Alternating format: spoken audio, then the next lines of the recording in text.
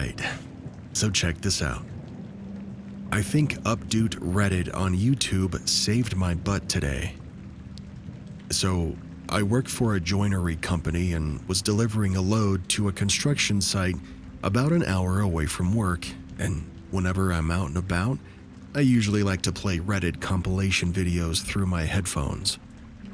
I was about 8 minutes into a video when, in the middle of the town at a red light, I'm hit with this bad feeling of deja vu. The video that I'm listening to starts to buffer. I thought it was odd since I had good reception, but I just planned to sit there and wait it out. The light turned green, and the video played just long enough to say the word, wait, and then it started buffering again. I couldn't see anything at all. The road was clear, but I thought that I'd listen. I looked to my left, and then I looked to my right again, and there was a massive semi cruising at full speed that just appeared out of nowhere and ran the red light. It would have taken out the driver's side of the cab, and I would have been toast if I didn't listen to that one word in the video that played for me. Wait. That moment definitely reminded me of my own mortality.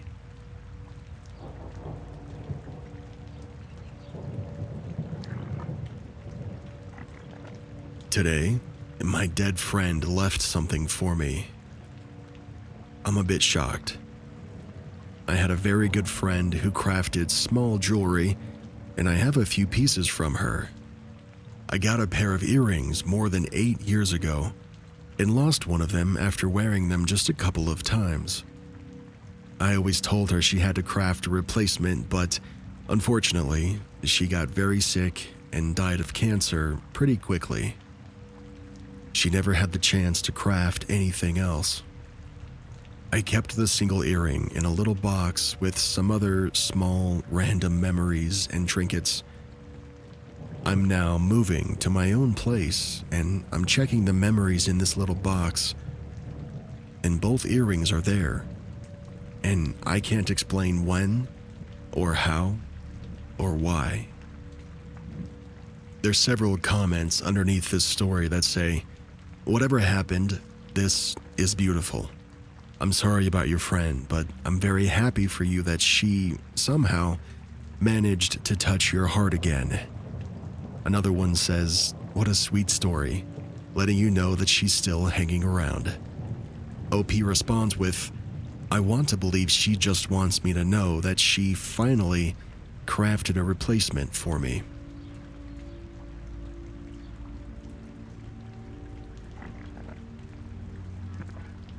Opened the door to my husband, who didn't move or say anything.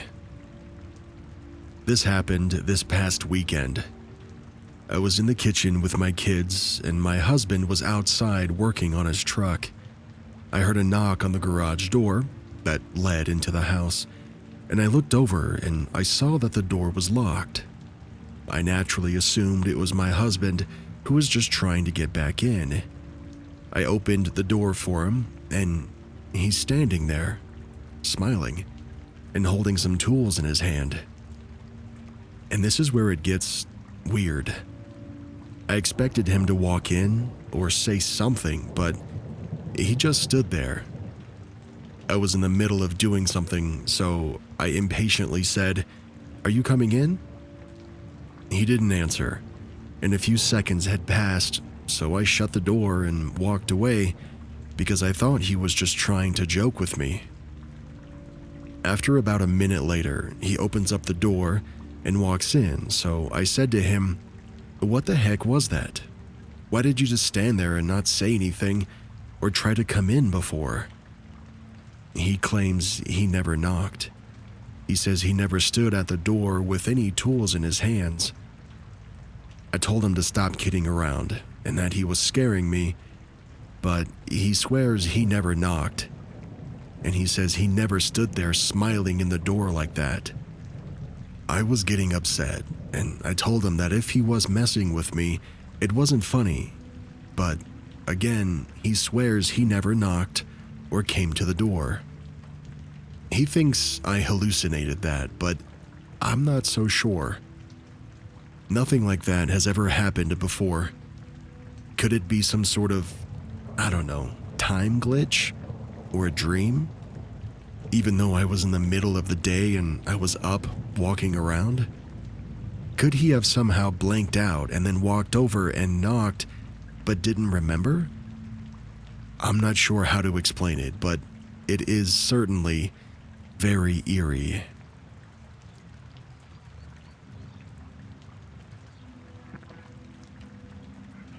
As I'm recording this episode, I just got a comment on YouTube from somebody who submitted a story many weeks ago. Her name is Becca, and this comment reveals its own sort of unexplainable glitch as well.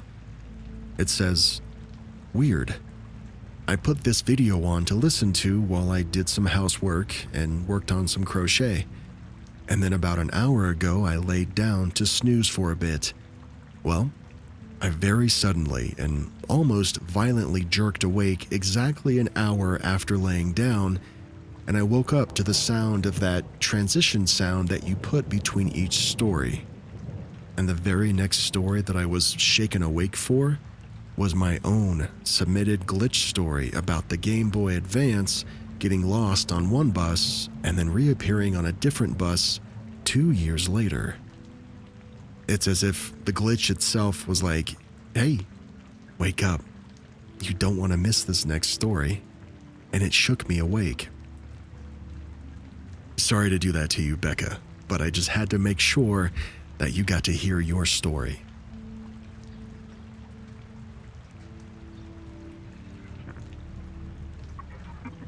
Something impersonated my daughter. The other morning, as I was getting ready for work, something very strange happened. My daughter walks by me and goes into the bathroom to get cleaned up and ready for school. Business as usual, but she didn't turn on the lights. Finding this odd, I walk into the bathroom to flip the lights on for her, and she wasn't in there. I go upstairs to her bedroom, and she's still sound asleep in her bed. What could be impersonating my child, and why? Also, before you mention, I have a functioning carbon monoxide detector, and no, I'm not taking any medications. We get some helpful banter in the comments saying, ruling out physical and mental issues such as stress and sleep problems. I think that's a pretty broad question you're asking. As a non-skeptic, there are also many different things that it could be. However, it isn't calling you or scaring you besides simply you seeing her walk into the bathroom. I'd say whatever it is, it seems harmless. For now. OP responds with, so far, it's just been a one-off deal. I can confidently rule out mental issues as well. And I should also note that she didn't say a word when she walked by me. That same person responds to OP with, okay, I don't think it's a mimic then. Typically, mimics like to impersonate people by using voices, but not actually showing up as a full apparition. Honestly, I don't have a clue what's impersonating your daughter, but I just hope it's something friendly.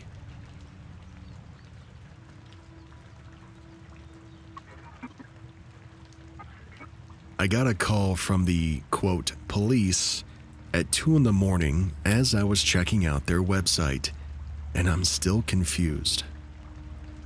So, this happened just yesterday, and honestly, it's been stuck in my head ever since. I'm a 20-year-old woman, and I was just chilling in bed around 2 a.m. watching The Rookie. You know, that cop show with Nathan Fillion.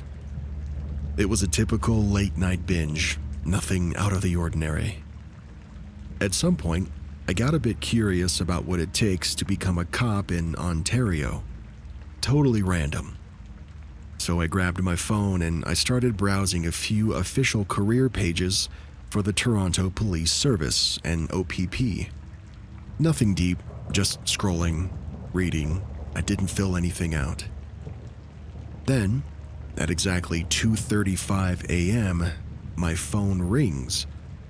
I look at the screen, and it's a number that I don't recognize. I answer it, and instead of hearing a voice, I hear ringing, like I was calling them.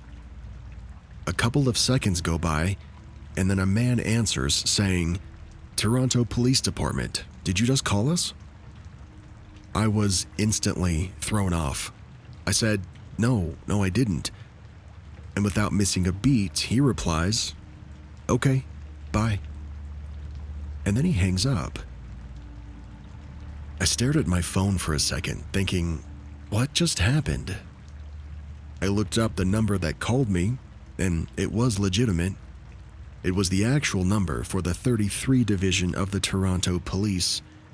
I even cross-referenced it on their official website just to be sure. So now I'm curious, and I'm definitely weirded out. I call the number back.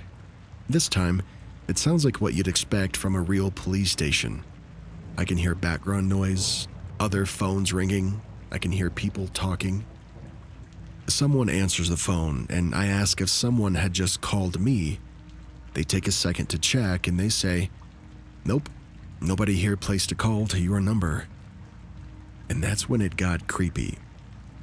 The first call, the one that came to me, was completely silent on their end before the man spoke. No background noise, no office ambient sounds, just silence, like he was alone. The call back, on the other hand, sounded like a busy, well-staffed station. My girlfriend was asleep beside me when the call came through. The ringtone woke her up and she heard the whole thing. So no, I wasn't dreaming. I wasn't half asleep. And for the record, I was totally sober. I don't drink or do drugs, and I didn't hallucinate anything. I never entered any information on the police websites. I didn't submit any forms, and I didn't call anyone. I just literally looked through some pages. So why would the actual number of the Toronto Police Division call me minutes after I was browsing their website?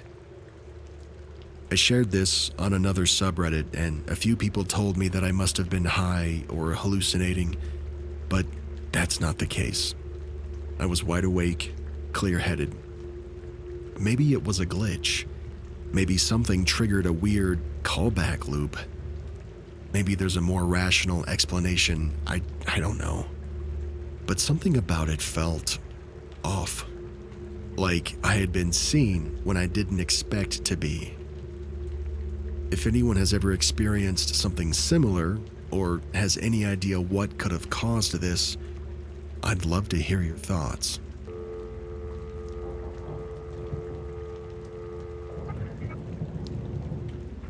My husband's car answered his question. I've had many unexplainable occurrences throughout my life, but a couple weeks ago, I had my very first glitch in the Matrix type event. What makes this one so amazing is that my husband was there for the whole thing. Otherwise, I might have just written it off as my lizard brain deceiving me once again. My husband is a car guy, and he's very anal about how he operates his cars. He has all these little gadgets and doodads, rotary dirters and what have you. So when he starts his car, he turns the key forward and lets all the electrical stuff start up before fully turning the key to start the engine. It probably takes only 4 seconds total, and yes, this is important. So we hop in the car one warm Saturday morning to go get all the goods for a giant breakfast feast. As he's turning the key over in his slow, weird way, he says out loud, "Did I bring my sunglasses?" And without skipping a beat, his car, in her voice, says, "You did." Just like she was answering his question. We both just looked at each other in shock for a second before confirming that we each heard the same thing. He looked down and saw the sunglasses sitting on the cup holder, so she was right too. By then, he had fully started the engine, but his phone had no time to connect, and why would it answer his question anyway? His car has buttons on the steering wheel that make it speak, so he pressed the button and sure enough, that's the same voice that he installed in his car audio. My husband is a no-nonsense military man who doesn't like to think about or talk about these types of things. We have had paranormal experiences that forced him to acknowledge that this stuff happens, but he'd rather pretend that it doesn't exist. I'm sort of on the opposite end of the spectrum, and I was super excited about the whole thing. Like, if any of you had any sort of plausible explanation, I'm actually going to be disappointed because I love this stuff, but anywho, that's my story. Thank you for reading. Sorry about the formatting. I'm on mobile. Yada yada yada.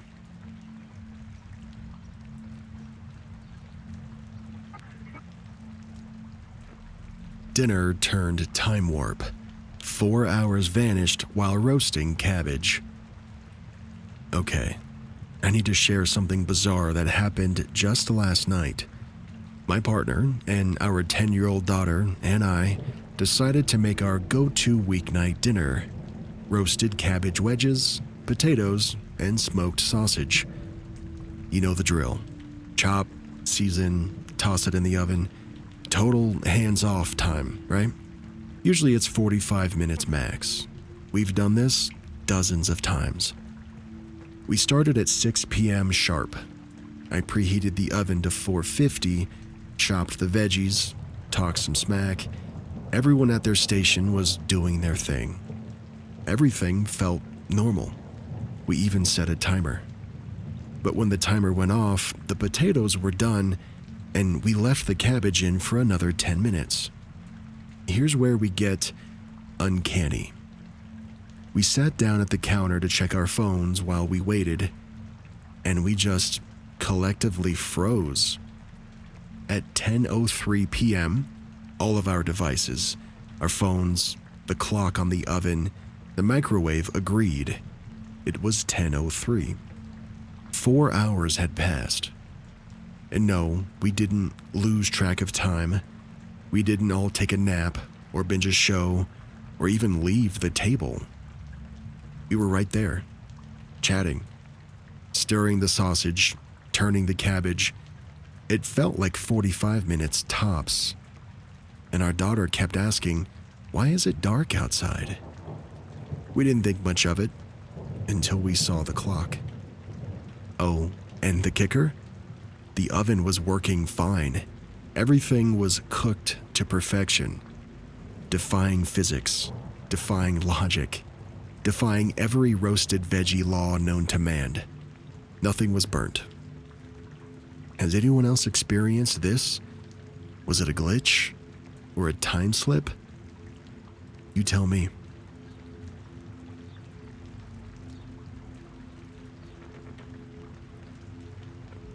As a kid, I used to move down the hallway without walking. When I was little, maybe 6 years old, I had this strange routine that I didn't think much of at the time. I used to get up in the middle of the night to use the bathroom, like most kids do. But here's the thing. I never turned on the lights. Not once. The dark didn't scare me. I had somehow grown used to navigating my childhood home by memory and faint outlines. The bathroom was just a short walk down a narrow hallway from my bedroom. After I was done, I'd step back out into the dark hallway and do something that, looking back now, feels so odd. I'd close my eyes, and then something strange would happen. I'd feel this subtle pull, not like I was floating, and not like I was walking either, just this gentle, gliding sensation, like I was being moved forward by something invisible. I could sense the motion.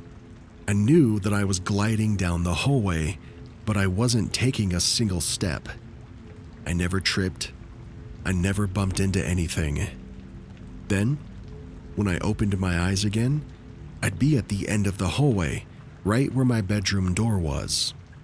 Like I had somehow skipped over the walk entirely. Like the space in between had just been bypassed. It happened almost every night. I never questioned it. To me, it felt completely natural, like brushing my teeth or turning off the faucet. I didn't even think of it as magical or scary or glitchy, just part of my nightly routine. Looking back, I find that part the strangest. The part that I just accepted it so easily, like it was just how the world worked. But then, one night, everything changed. I went to the bathroom as usual. I stepped out into the hallway and closed my eyes. But nothing happened. No sensation of movement. No pull. Just stillness. I stood there, waiting for that familiar shift to begin, but it never came. After a moment, I gave up and I walked back to my room like any regular person would. And it never happened again. I intentionally tried it several more times over the next few nights, hoping that that feeling would return. But whatever it was, whatever strange hallway shortcut that I had discovered, was gone. Just like that. I've thought about it on and off over the years. Maybe it was just some kind of childhood imagination, or maybe it's something deeper. But every time I remember the feeling, that unmistakable sensation of being gently pulled forward, I know it was real.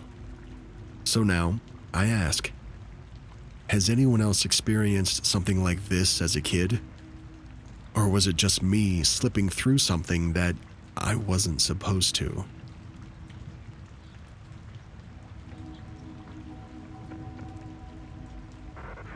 I spent 2 hours driving in an empty roundabout, not being able to get out.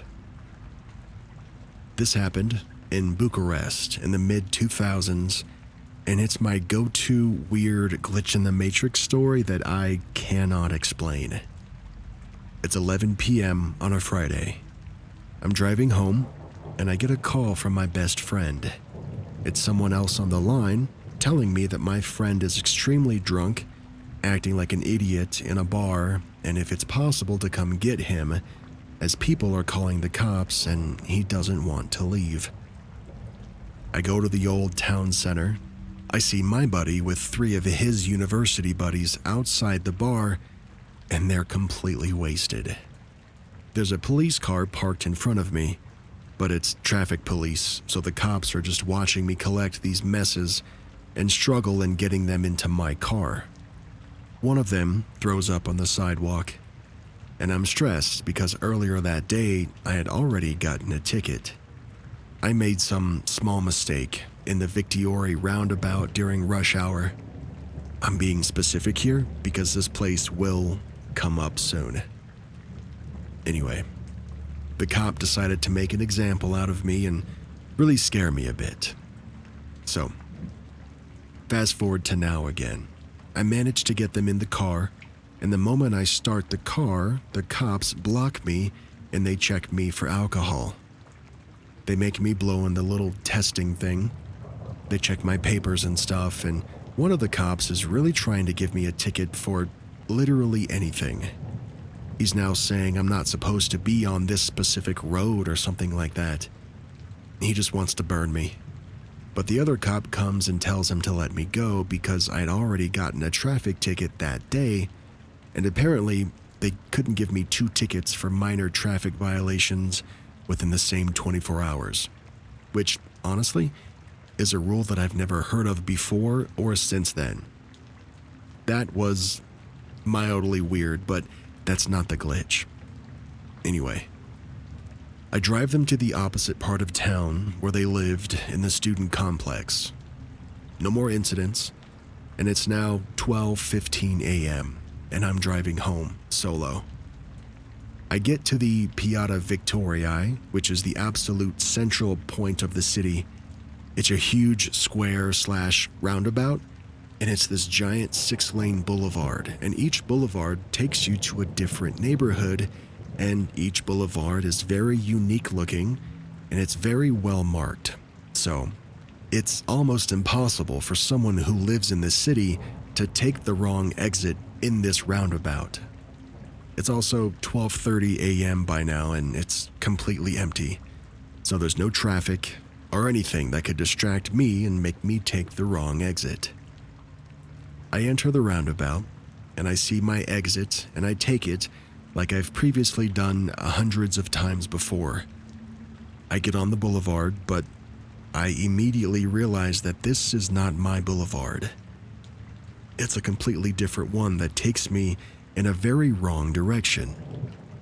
The only option that I have is to turn around to the square, and I say, okay, that's weird, but fine. I've had a long day. I went to school, I worked, I had 2 police encounters, both very stressful. The whole commotion with the drunk friends, all of those things just compiling now. I turn around, I go back in the roundabout, and I drive until my exit again. I take my exit, and I'm on the other boulevard again. Same thing as the first time. I now think, okay, I know I've had a bad day, but I am now a complete dumbass for doing this twice. Gotta focus. I turn around again, I get back into the roundabout, and I drive until I see my exit. I take it, and now I'm focused on all the details. But no, I still end up on this other boulevard. Now I start to get really annoyed, mostly just at myself. I start shouting at myself in the car out of frustration. I turn around, I get back into the roundabout, and I drive slowly. I get to my exit very slowly. I take my exit very carefully and focused, and I'm sharp and I'm clear. And I'm on the other boulevard again. This is freaking me out by now, as you might imagine. 2 hours I spent there doing the same thing, and I haven't seen one other person or car during that time, which is another strange thing from that night. I don't believe there's ever been 2 hours in that place without a car passing. This is literally the epicenter of traffic in a city with over 2 million people. I could feel myself starting to spiral. I was almost crying from anger towards the end. I finally got to my exit, and I found myself on my street, and in 5 minutes I was home, the clock reading 2:40 a.m. I cannot explain this. I had a phone, but it was late, and I was very angry with myself, and I didn't really know how to explain to someone what was happening. It would have sounded like I was on drugs or having some sort of psychotic episode, and I didn't want to make a bigger deal out of it. Plus, it seemed like such a stupid problem to have. I just couldn't express it or explain it really, and I still can't. Regardless, thank you for reading. All the best. We have a very explorative and experimental person in the comments that says, honestly, OP, if I were you, I would just carry along the wrong boulevard on purpose, or even take the time to explore all of the wrong turns to see if they would take me someplace interesting. OP responds with, well, Bucharest had some shady parts back then, and that boulevard would have taken me to a not-so-safe neighborhood. So, exploring those parts of town in the middle of the night, not on my to-do list.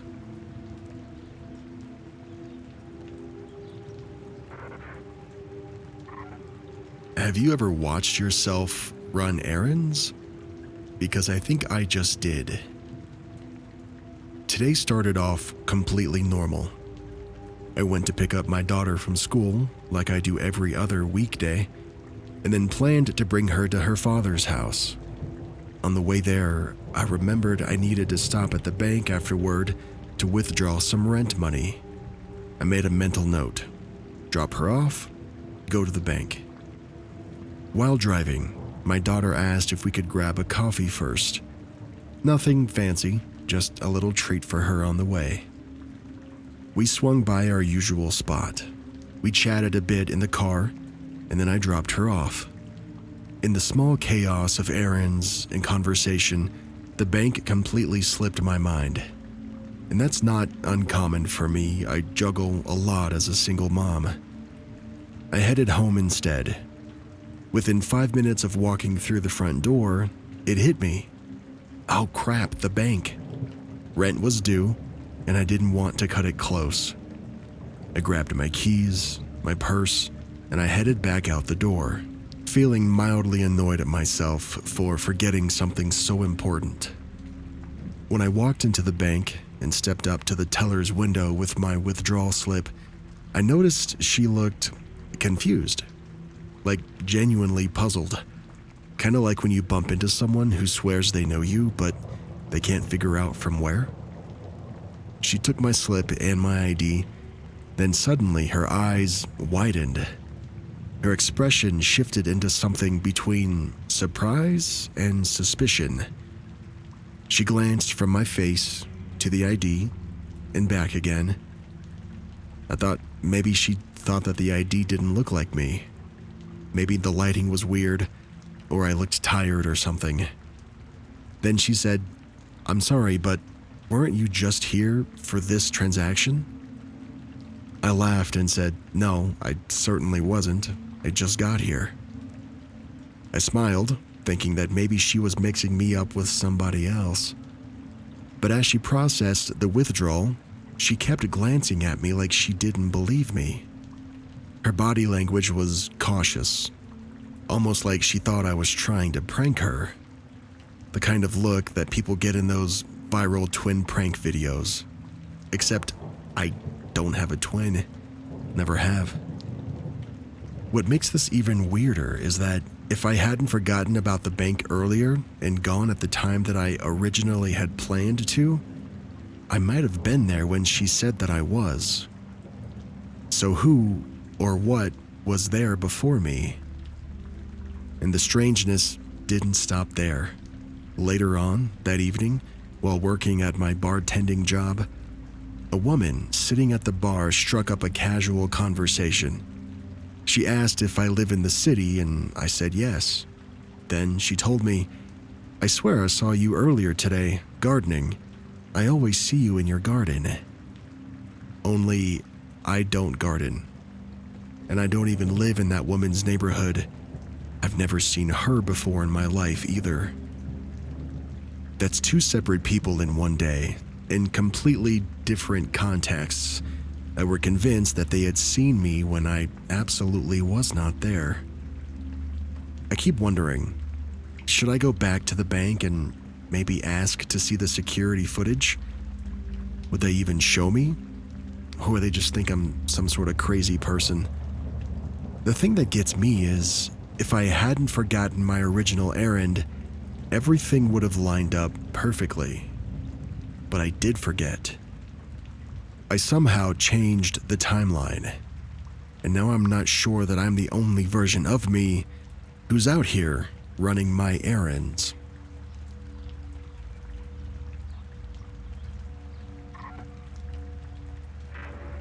My wedding ring is made out of silver now. Today, when taking off my wedding ring, I noticed the little engraving of .925 inside. Now, this obviously means that the ring is sterling silver. The issue is, my wedding ring is iron. Or at least it was until today. I've been married almost 2 years now, and I specifically remember wanting and comparing iron wedding rings when looking for one to buy. I originally wanted titanium, but that was out of the budget, and not wanting a traditional precious metal, I chose iron. I also take my ring off daily to shower, and I often fidget it on and off idly throughout the day. I've never once noticed the .925 mark. I have noticed the scratches and the dings and the uneven wear on the pattern, but never that .925 mark. I even checked the Etsy page that I bought it from, and sure enough, it's a sterling silver ring. My email receipt from that same purchase shows that it's a .925 sterling silver ring. I know it's the same ring that I've always had, and my wife doesn't seem to think that it's changed. But I know my ring was iron, not silver.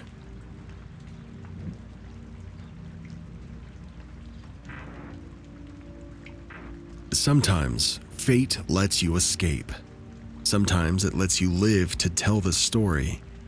And sometimes it gives you one chance to rewrite the ending if you're bold enough to try. In 1912, a man boarded a ship that everyone said was unsinkable. He lived through one of the most iconic disasters in modern history, but what he did nearly 50 years later might be even stranger. Because survival wasn't the end of his story, it was the beginning. This is the No Way Files, and today we're stepping aboard with Lawrence Beasley, a man who slipped fate's grip but never stopped reaching for it again. Lawrence Beasley was a 34-year-old science teacher from London in April of 1912. He had taken a leave of absence from Dulwich College and booked a second-class ticket aboard the RMS Titanic, bound for New York. His goal was to visit his brother in Canada, clear his head, and experience what was supposed to be the most comfortable ocean crossing in history. The Titanic was massive, luxurious, and, according to press at the time, practically immune to disaster.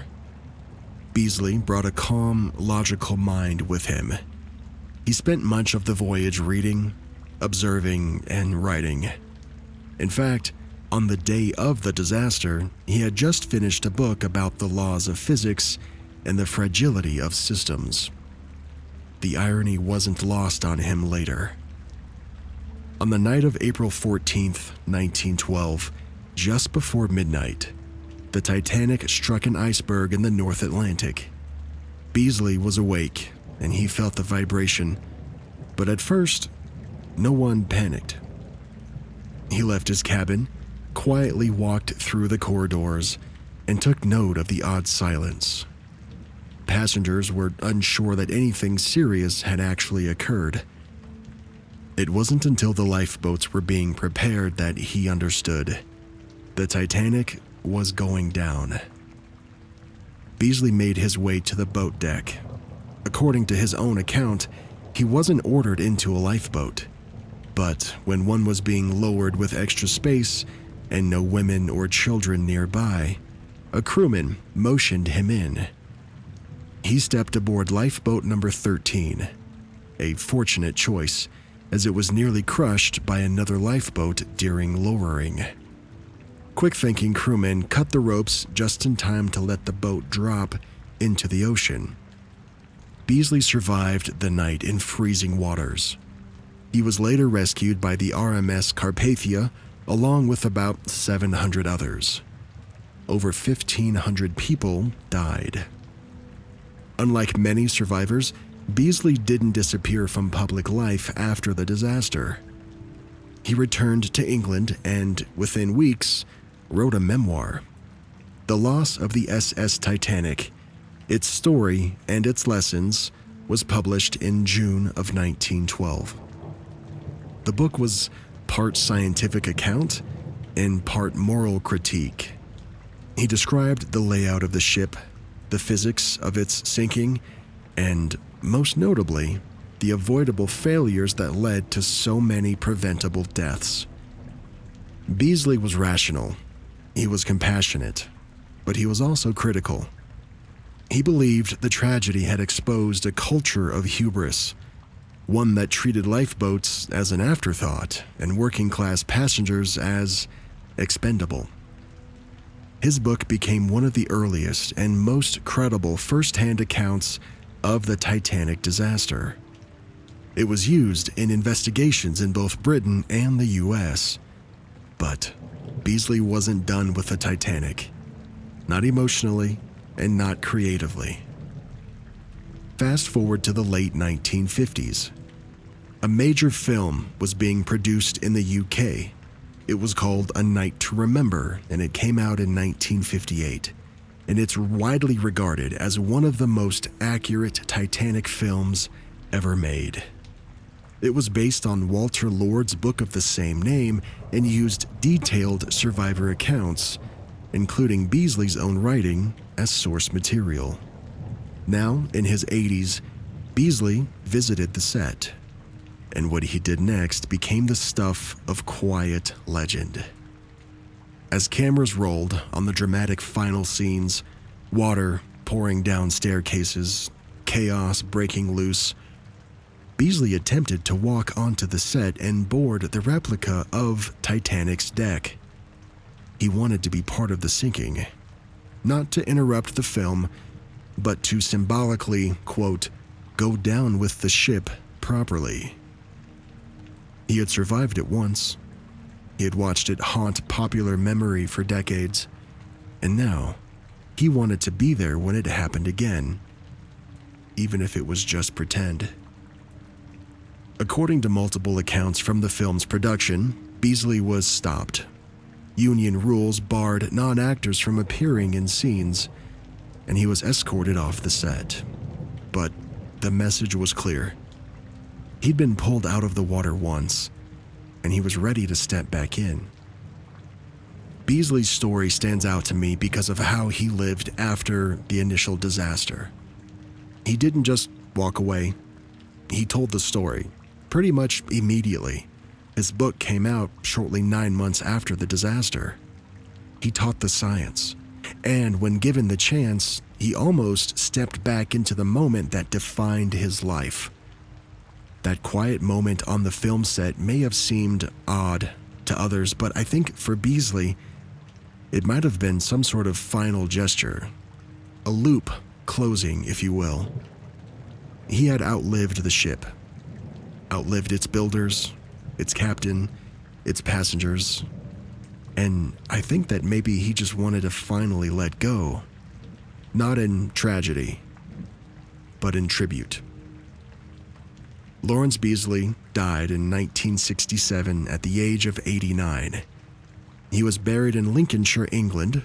His son, Alec Beasley, would go on to become a prominent publisher and marry novelist Enid Blyton, creator of the famous Five. But Lawrence's life and his near death on Titanic remains his most remembered chapter. His memoir is still in print. His testimony is cited in every serious Titanic documentary. And that quiet moment on the set where he tried to board the sinking ship one more time, it still gives people chills. You survive one of the deadliest maritime disasters in history. You live a full life. You educate the world about what happened. And decades later, you try to step back into the sinking. It's not out of fear, but it's out of reverence. This has been the No Way Files, where real people write real stories that feel almost too poetic to be genuine. And yet, somehow, they are.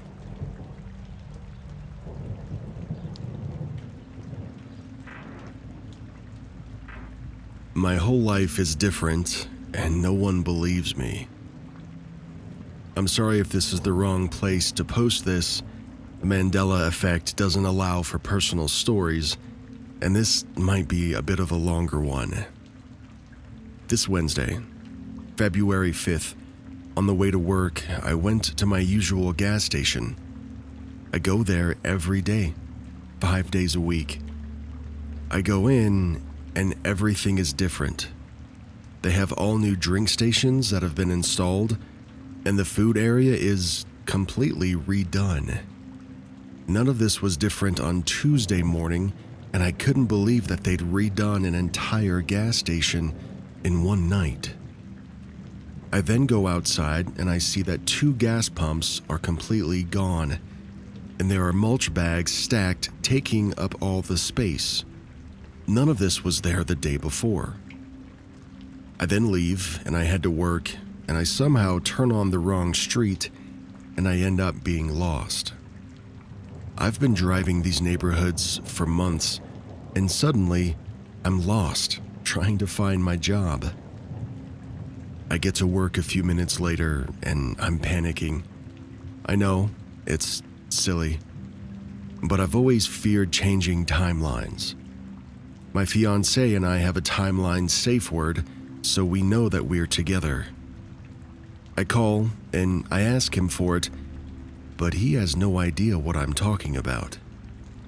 We had just talked about this exact thing a week ago at the end of January, and we've had it established for a while. I've even woken him up at night after having a nightmare and asked him for the timeline safe word, and he's known it then. But now he has no idea what I'm talking about. Then, the girls start coming downstairs. I work in an addictions group home, and one girl keeps saying how confused she is and how nothing makes sense today. Later in the day, another girl kept saying all she wanted to do was cry, and she had no idea why. Then, while running errands, I go down the same street that I always do, and suddenly, there are 4 houses gone, and instead, a grove of trees taking their place. I've never seen those trees before, and I really started freaking out. They're next to a building that my family owned for the last 20 years. I know the whole neighborhood. My final straw was calling my mom today. She said my sister was going out tonight with her friend Jenna, and I've known Jenna since 2003. I asked my mom how much longer until Jenna has her baby. Then my mom goes silent and asks what the heck I'm talking about. Says she's never been pregnant. I pull out my phone and try to look up Jenna online, but nothing. I asked my sister just a half an hour ago, and she laughs in my face and says that Jenna is infertile and will never have kids. I can literally remember the day that my sister told me that Jenna was pregnant. She told me to guess who, and Jenna was my 3rd guess. What the heck is happening to my life? There are a handful of questions in the comments, and OP does their best to respond to them. They say, I've already taken an extensive online schizophrenia test on Friday night. It said that I'm fine and have a very low probability of it. As for CO2 poisoning, I have no gas in my home or the place that I work. Everything is electric. I opened up to my fiancé and I had him read my story. He knew that it happened, but he didn't know how upset it was making me. I asked him if I had shown any signs of mental instability or Alzheimer's. But I'm only 25, and he said I've never shown any signs and only some mild anxiety when things get crazy. Lastly, the safe word and things leading up to the day. We created the safe word mostly as a joke after I read the Berenstein Bears theory, and I had a really weird day at my old job. It became more used when I'd have nightmares and when I made jokes. The day before this happened was any normal Tuesday. I woke up, worked, went home, ate, and slept. The only strange thing about that day was I thought I'd heard a scream or a yell as I was falling asleep. I blew it off and still kind of blow it off now as some sort of sleep paralysis or dreamy moment. Since reading this story, I've been thinking about what my timeline safe word would be, and I think I've landed on the cat did it. Let me know if you'd agree. And if you can think of a better word or phrase, leave it in the comments.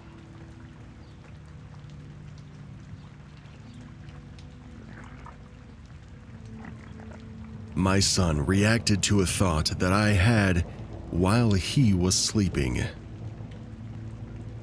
My 3-year-old son was sleeping next to me in my bed last night.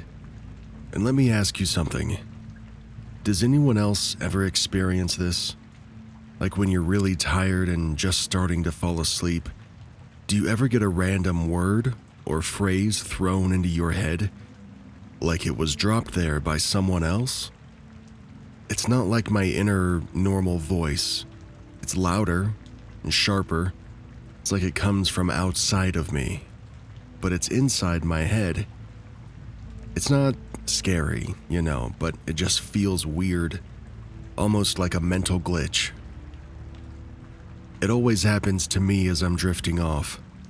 The words or short phrases don't ever really make much sense, and I never feel a presence or anything like that. It's just a strange, quick moment. I've always chalked it up to my brain switching gears as I fall asleep. But last night, something different happened. The voice in my head was a woman's.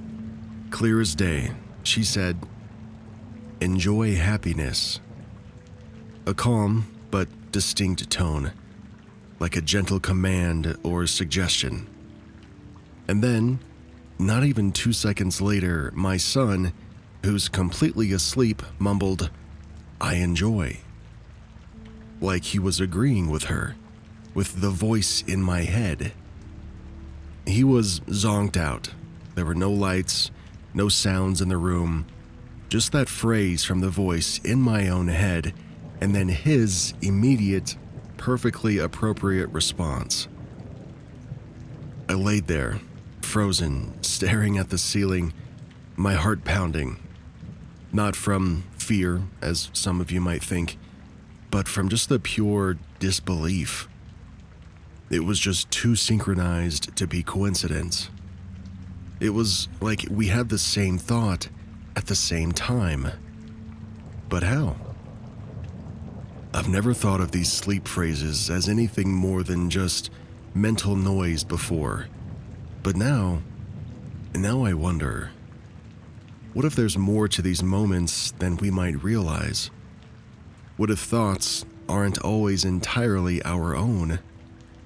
Or maybe there are moments where minds, even dreaming ones, are somehow linked.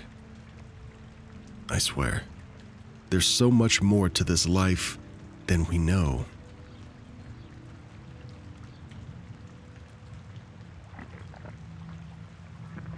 The voice that said, "Hello?" I found out about this subreddit, and after reading the rules and some others' stories, I have my own to share. I've experienced weird stuff all of my life, but this is one of the only experiences where I had someone with me who also witnessed, audibly, what happened. It still gives me chills when I think about it, because it feels so inexplicably real. My then girlfriend and I, we were both about 20 at the time, were sitting together in my room, just chatting, cuddling. It was in the late afternoon, it was calm and quiet. We had no music playing in the background and no other noise. We both stopped talking for a moment, as one does during conversation, just a natural lull where we were relaxing in silence together. And that's when we both very clearly, very distinctly heard a voice say, "Hello?" Like when someone answers the phone, not loud, not soft, just clear. Like someone was in the room with us. It came from a suspended spot in the room, maybe a few feet away, just hanging in the air like it didn't belong there. We froze, sat for a second, just processing, and then we turned and looked at each other at the exact same time. "Did you hear that?" I asked, And she nodded. Yeah, it sounded like someone said hello. And here's the weird part. I heard it as a feminine voice, light, casual, kind of like how a friend might answer your phone call. But she swore it sounded masculine to her, deeper, more neutral. How could the same voice sound different to each of us when we heard it in the same moment from the same direction? I know it wasn't my sister or my mom. I've lived with them long enough to instantly recognize their voices, even when whispered. And this wasn't them. And there was also no one else in the house at the time. There were no TVs on, no phones ringing, nothing. Just the two of us. I know it's kind of a small thing compared to some other stories out there, but I know what I heard. We know what we heard. And I still think about it now and then, wondering who or what was trying to say hello.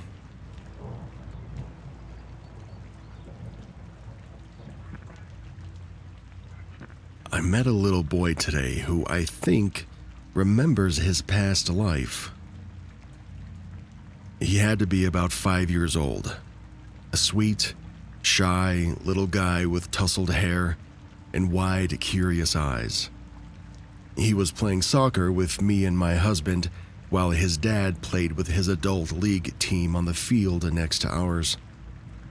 At one point, the ball bounced and accidentally hit him in his tummy.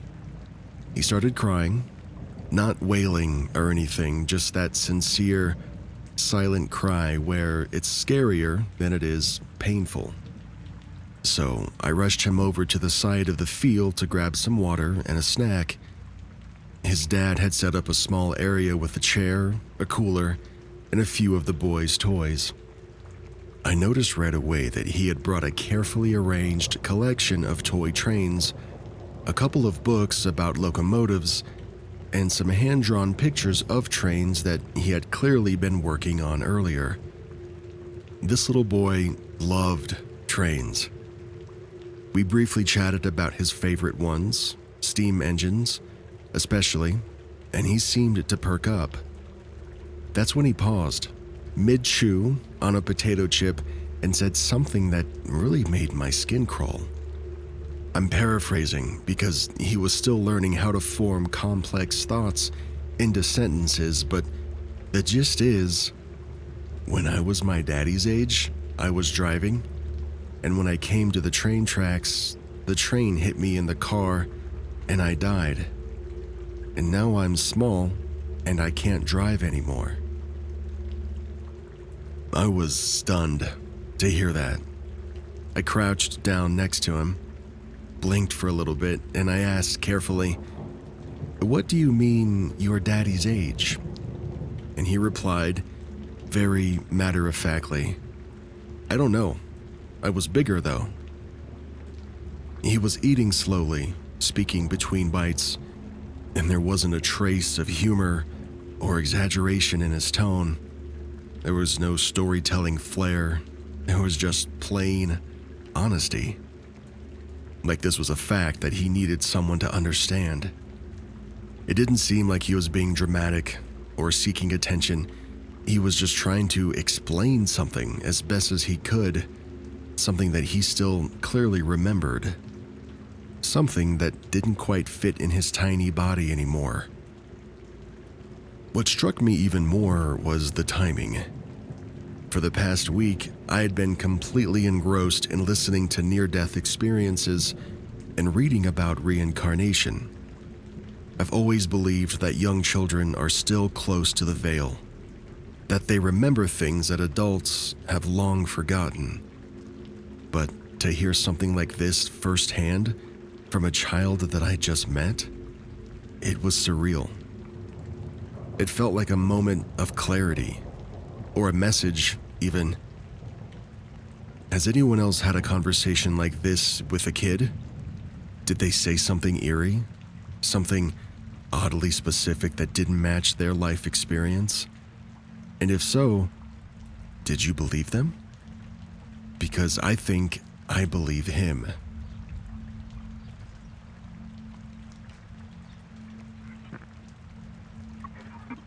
I heard a mysterious noise coming from the walls, and then I pull out my phone, and the first TikTok I see is playing that sound. Something really strange and bizarre happened tonight. Me and my partner were watching TV in our living room when our cat made a mad dash for the guest room in the back of the house. Since we've moved into this house, the cat has shown zero interest in this room, as it's basically empty. But he was urgently searching for something, as if he was hunting. He was sniffing around and looking out of the windows, just completely spazzing out. I noticed a strange noise that could be heard from within the walls of the guest room. I called my girlfriend over and she heard it too, agreeing that the sound appeared to be coming from within the walls themselves. Our house is old and it was raining outside, so I thought raindrops were just hitting a plant or a gutter and making a weird noise. But the noise was unnaturally rhythmic. It sounded like 3 taps, like water dripping on a tin can, and then a sawing noise, like a serrated blade dragging through wood. Tink, tink, tink. Shh, shh, shh.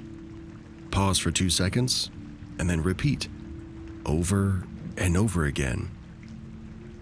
I walked all over the house, inside and out, and the sound was the loudest from the guest room walls. Eventually, the sound stopped and the cat left the bedroom. I returned to the living room, I sat down on the couch, and pulled my phone out from my pocket. I opened TikTok, and the first video that popped up was a man cutting through limes all the way through the cutting board. He then began tapping a stainless steel cocktail shaker. I realized the sound from this TikTok video was the exact same sound that was emanating from my walls in the guest bedroom. If my phone was off and in my pocket the whole time, how the heck was the TikTok sound coming from my walls?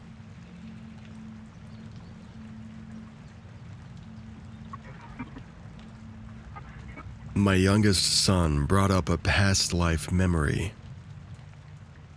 I have 3 kids. All of them, at one point or another, have said things that make me think they're remembering a past life. Casual, offhand comments that just stop you in your tracks. Usually, these moments happen around the ages of 3 to 4, when they're old enough to speak clearly, but still young enough to say things without a filter or second guessing.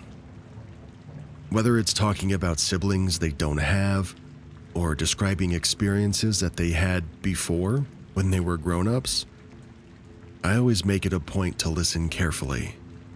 I try to ask the right questions, not leading or correcting, just gently encouraging them to share more, because I truly believe that these memories could be meaningful. My youngest son, who's 3.5 years old, recently had his first moment like this. We were on a long road trip through Kansas. It's the kind of trip where you pass through miles of golden fields, grain silos, and quiet little farming towns. We were being detoured through one such town, small, remote, the kind of place that looks like time hasn't touched it in decades. And that's when he brought it up, completely unprompted. He said he was going to visit his friend Ada, or Ada. The pronunciation was a little fuzzy. He said it like it was the most natural thing in the world. We don't know anyone by that name. I asked him for some more details, and he said he used to drive a long time ago to see Ada at his parents' house. When I was bigger, he said, and could drive a car, it caught me off guard. He didn't elaborate much, and soon the conversation drifted off like kids' stories often do. But there was something about the way he said it, so specific, that made me wonder. I don't think he was pretending or imagining. I think he was remembering. I know this isn't the most dramatic story you've ever read on this subreddit, but these little snippets always fascinate me. They're like puzzle pieces from another life that don't quite fit into the world that we now know. But they still show up now and again, uninvited and unexplained. I thought maybe some of you would appreciate it too.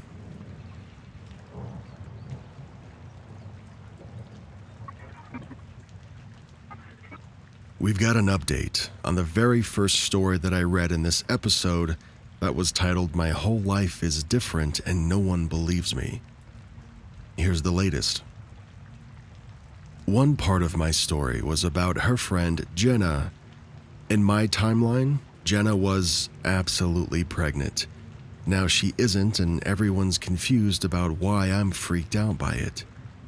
Well, apparently, now Jenna has called my sister crying this past Friday morning, saying she's finding text messages to my sister about events that she doesn't remember. There are messages to others as well. My sister says she must have some sort of mental thing going on and convinced her to go to the doctor. I'm awaiting results for that, but in the meantime, I'm extremely freaked that at the same time as me, Jenna is having memory issues too. Obviously, she's not from my timeline because she's not pregnant, but I think possibly she switched as well. And as for myself, I think I picked up on almost everything those first few days. My fiancé has been super supportive and agrees that there are some very weird changes that he can't explain to me. Hope you all have a great day, and thank you for the support. There's a helpful person in the comments that says, "This might be jamais vu," which is the sudden estrangement of familiar places and things. It can be a symptom of epilepsy. You might want to get that checked. Not all seizures will show themselves physically. Another person asks, "Are you trying to make the best out of what you have now? Or are you actively investigating? Or both?" OP responds with, "A bit of both.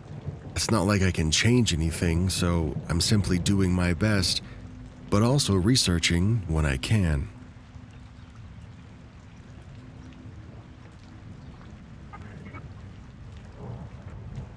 Disappearing object phenomenon. Around 2018, I had a very strange and completely unexplainable experience. A bit of backstory first. I was living alone at the time in my mother's 4-bedroom house. She worked as a contractor and would often be gone for months at a time for work. I owned a small duffel bag, just big enough to hold about 3 to 4 days worth of clothes. The last time I used it was in December of 2017 when I went to visit my sister. Like always, when I got back, I unpacked and then put my bag in the closet. By January of 2018, I had another trip planned. So, naturally, I went to the closet to grab my duffel bag.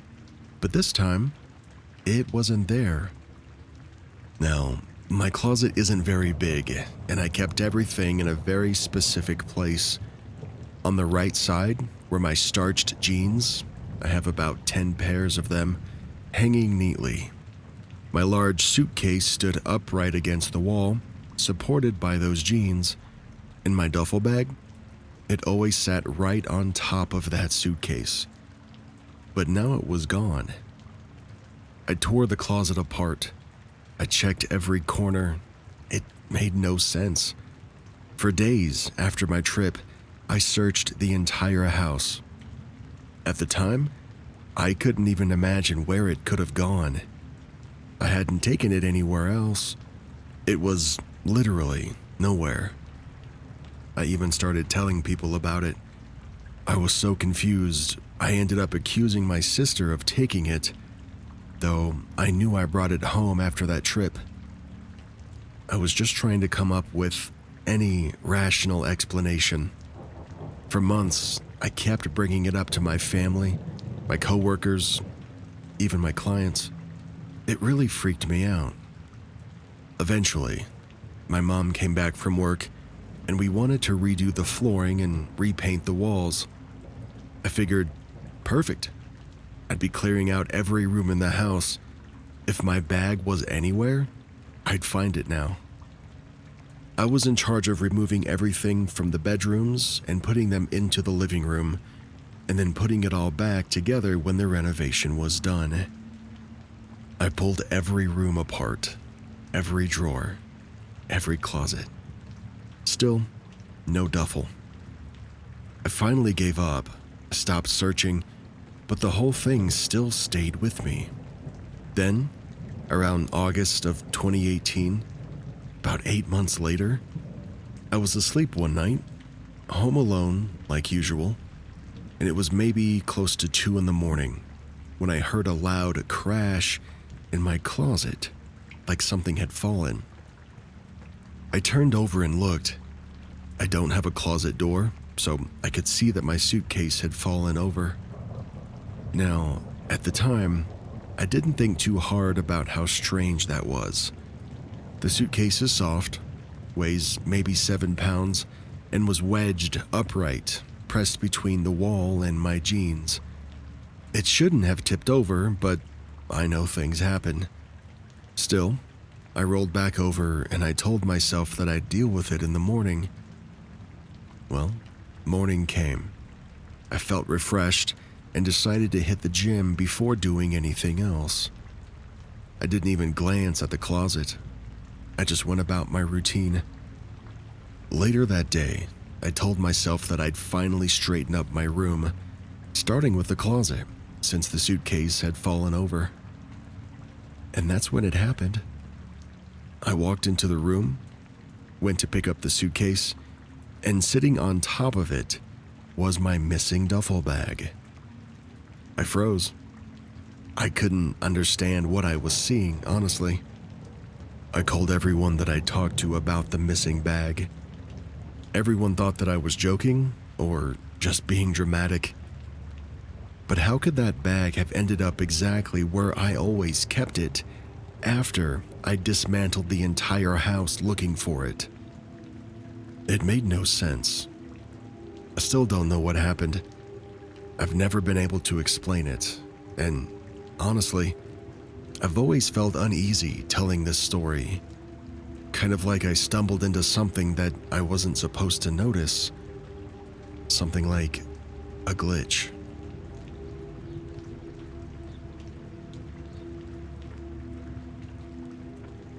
The man at the dead end. When I was younger, I saw something I still can't explain. I was running late for high school one morning, and I took a path that I'd walked down hundreds of times. It's a simple setup. The street ends at a tall stone wall that borders a park. From above, it's like a big T shape. You either turn left or right along the wall to continue. On the side facing the street, the wall is about 7 feet high, but on the park side it's only about 2 feet high, since the park is on a hill. You can usually see the benches and people walking, the trees in the park, everything. Just ahead of me that day was a man with short hair and a backpack. He looked like any regular commuter, but instead of turning left or right when he got to the wall, he just kept walking straight into it. But he didn't hit the wall. He didn't climb up it. He just kept walking forward through it as if the wall wasn't there at all. It looked exactly like a video game glitch. Like when a character walks into a barrier and just keeps going a foot or two above the ground. Then, he vanished. Gone. I ran up to the spot in the wall. I checked everywhere, but I wasn't tall enough to get a good look over the wall. I assumed maybe he might have just climbed it really fast, maybe my eyes played a trick on me. I was a little bit tired waking up and going to school and all. Years passed. I never forgot it, but I did stop thinking about it all the time. Then, one day, a few years later, I was in the same neighborhood, and guess who I saw again? Same guy. Short hair, backpack, different clothes this time, but I knew it was him. I can't explain how, I just knew. He was walking just ahead of me again, and I followed him. He walked the exact same route to the same dead-end stone wall, and he vanished again. Same way. He just doesn't stop walking, and then he's gone. This time, I was a little older, a little stronger, so I ran up to the wall, I grabbed the edge, I pulled myself high enough to look over, and nothing. I only saw grass and a bench and some small trees. There's no place to hide, and there was no one up there. I panicked for a second, and then I ran 40 yards to the main entrance of the park, trying to intercept him. That side opens to a large plaza, and again, with no real cover. It was strangely empty for that time of day too, but there was no trace of him. He wasn't on the road or in the park anywhere. I didn't see him at all. He was wearing a pretty specific outfit too. He should have been easy to spot, but he was just gone.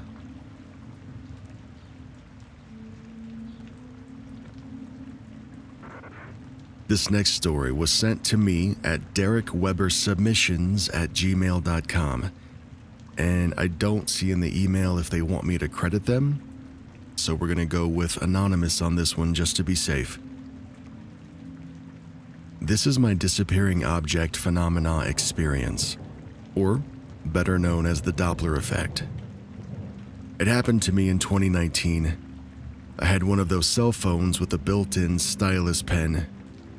My stylus was specifically designed for that specific phone. One day, I was walking back to my apartment with my friend George. I had my keys in one hand and my phone in the other. I had just been texting, so I was using my stylus as I took my keys out and was going to unlock my door. I had the stylus in the palm of my hands, awkwardly trying to get the key in the lock. I suddenly felt a tingle in my hands, so before I unlocked the door, I opened my hands that gripped my stylus. As I'm looking at my hand and the stylus, it just vanished into thin air right in the palm of my hand. I watched it fade out and become invisible as it disappeared. I couldn't believe what I just saw. I turned to look at George and said, "You know what just happened? I just saw my stylus vanish right into thin air, right out of my hands. I felt a weird tingle and I was wondering what it was, and then that happened." George looked on the floor and said it must be somewhere down there, and I told him he's not hearing what I'm saying. I repeated that, and I told him what had happened as we walked into my apartment. And George, not taking me seriously, kept looking around everywhere for the stylus that he was convinced just fell out of my hand. We looked everywhere. We even moved the refrigerator to look underneath. I kept telling him that I watched the stylus disappear in front of my eyes. Anyway, George ended up giving me his stylus because he never found mine. About a month goes by, and it still hasn't returned. There was heavy snow that year, and there was a thick layer of it outside. My friend Tom and I decided to go out for a walk in the snow. We went down one street that I hadn't been down at all that year, and as we were walking, I suddenly had a feeling to stop in my tracks and to dig in the snow. I did just that.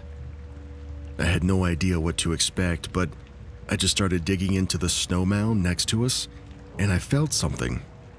So I pulled it out, and it was the same kind of stylus that was designed for my phone, but this one was obviously ran over or something, but it still fit in my phone and it still worked. I showed it to Tom, saying he's never gonna believe this as I held it up.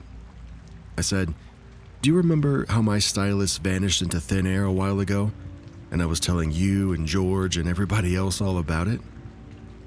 Well, I had a feeling to stop in my tracks as we were walking just now and dig in here, and look what I pulled out. I showed him how it was exactly like the kind that fits in my phone. I couldn't see the street because the snow was thick, and that was the last thing that I would have thought that I'd be pulling out. Crazy how my stylus just reappeared like that.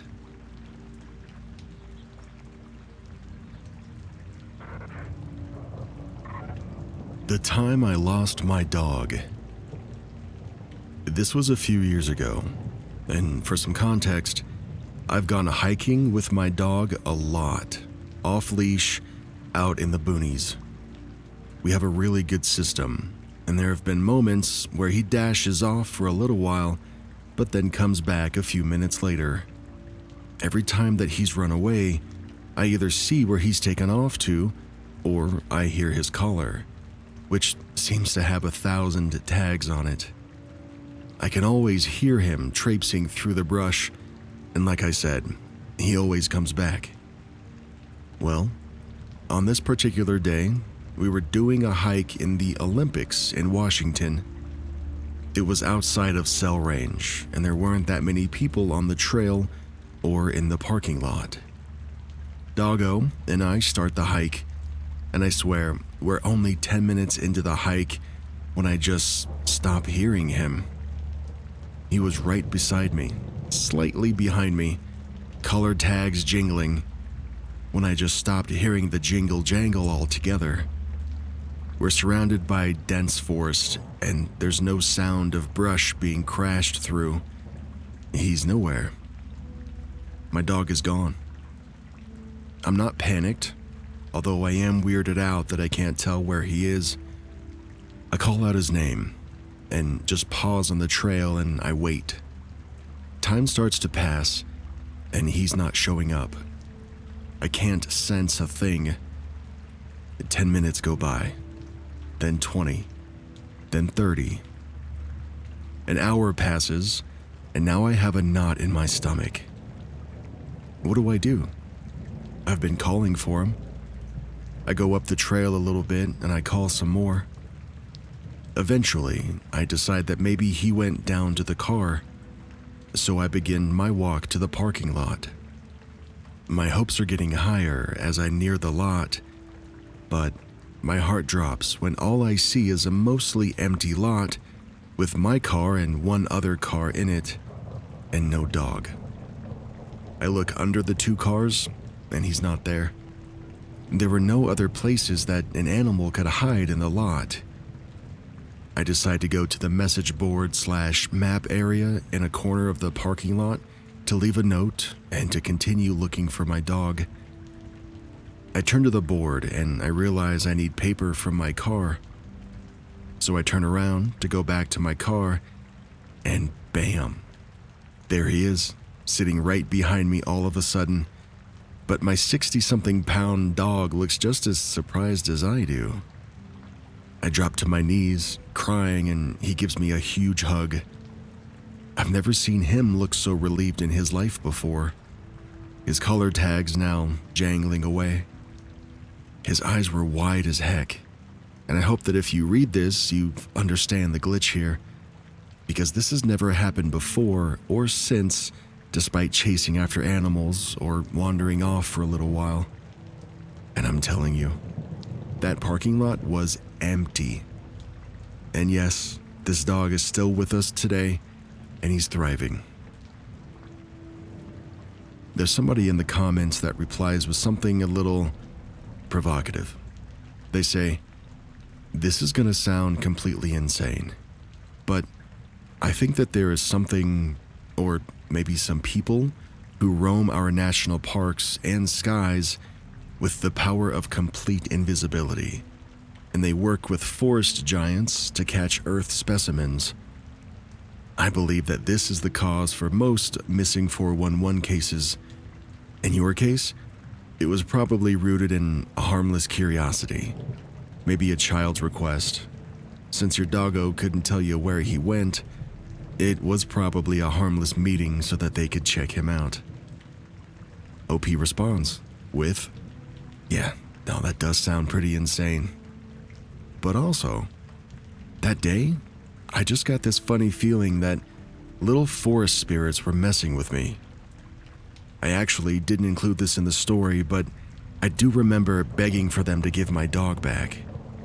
This isn't something I've ever thought of before or ever really believed in. It just felt that way. And when we did eventually go to do the hike, I remember we ended up not actually summiting because there was this really eerie presence that just felt like we shouldn't go any further. Strange things.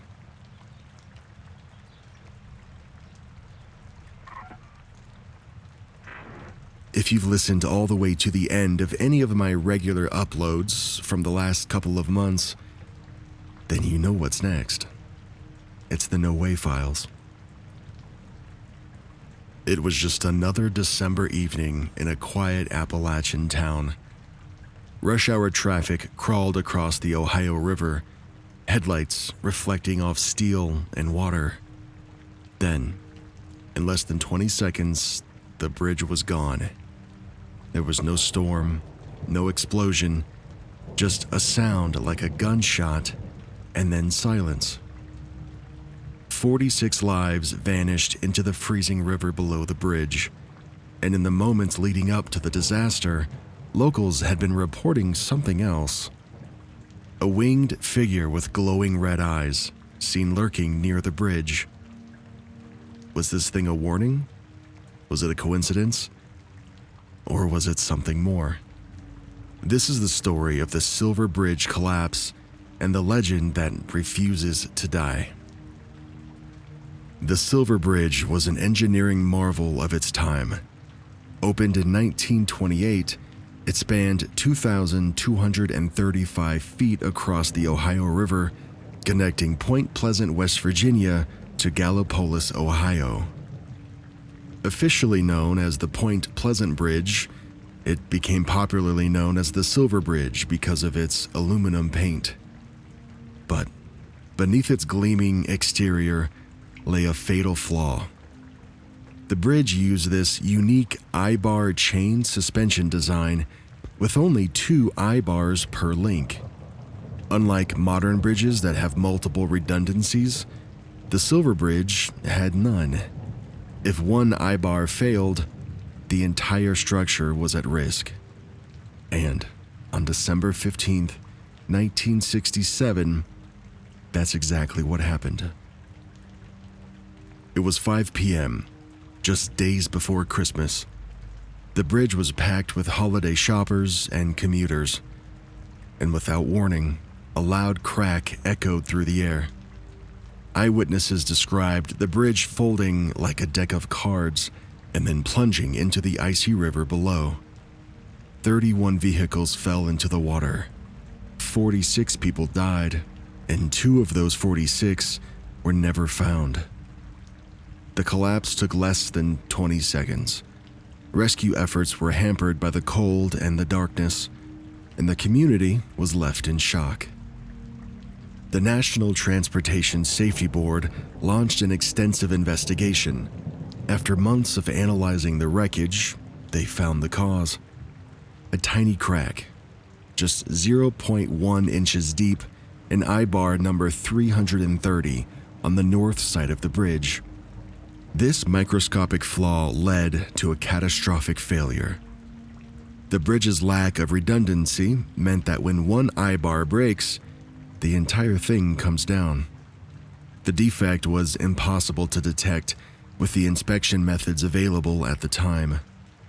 This tragedy led to significant changes in bridge inspection protocols nationwide. In the year leading up to the collapse, Point Pleasant residents reported sightings of a strange creature. It's described as a tall, winged, Humanoid with glowing red eyes, it became known as the Mothman. Some claimed to see this figure near the bridge. Others say they saw it in the nearby TNT warehouse, which is a former munitions site. After the bridge collapse, the sightings stopped. Author John Keel chronicled these events in his 1975 book, The Mothman Prophecies, suggesting a connection between the creature and the disaster. The story was later adapted into a 2002 film starring Richard Gere. To this day, the legend of the Mothman endures, drawing tourists and curiosity seekers to Point Pleasant. The Silver Bridge disaster had far-reaching consequences. In response, the Federal Aid Highway Act of 1968 established the National Bridge Inspection Standards. Bridges across the country were inspected, and many were repaired or replaced. The Silver Memorial Bridge was constructed downstream and opened the year after in 1969. A memorial plaque honors the victims of the collapse. The tragedy served as a wake-up call, highlighting the importance of infrastructure maintenance and safety. The Silver Bridge collapse remains one of the deadliest bridge disasters in U.S. history. It stands as a testament to the importance of engineering vigilance and the unforeseen consequences of design flaws. The legend of the Mothman adds this layer of mystery, which blends folklore and historical events together. Whether he's seen as a harbinger of doom or a figment of everybody's imagination, the creature has become an indelible part of Point Pleasant's identity. The town now hosts an annual Mothman festival celebrating the legend and remembering the lives lost. A bridge collapsed, 46 people did not get to go home, and a legend was born. The Silver Bridge disaster is a poignant reminder of the fragility of man-made structures and the enduring power of human stories. In the intersection of fact and folklore, that's where we find the narratives that shape our understanding of the past. Thank you for listening to this edition to the No Way Files. I'll see you in the next one.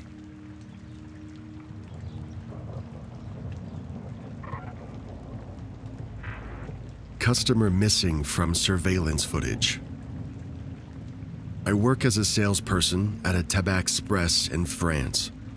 It's one of those small shops that sells cigarettes, snacks, newspapers, and random electronics. Most days, I'm alone starting in the early afternoon, after my boss finishes her shift.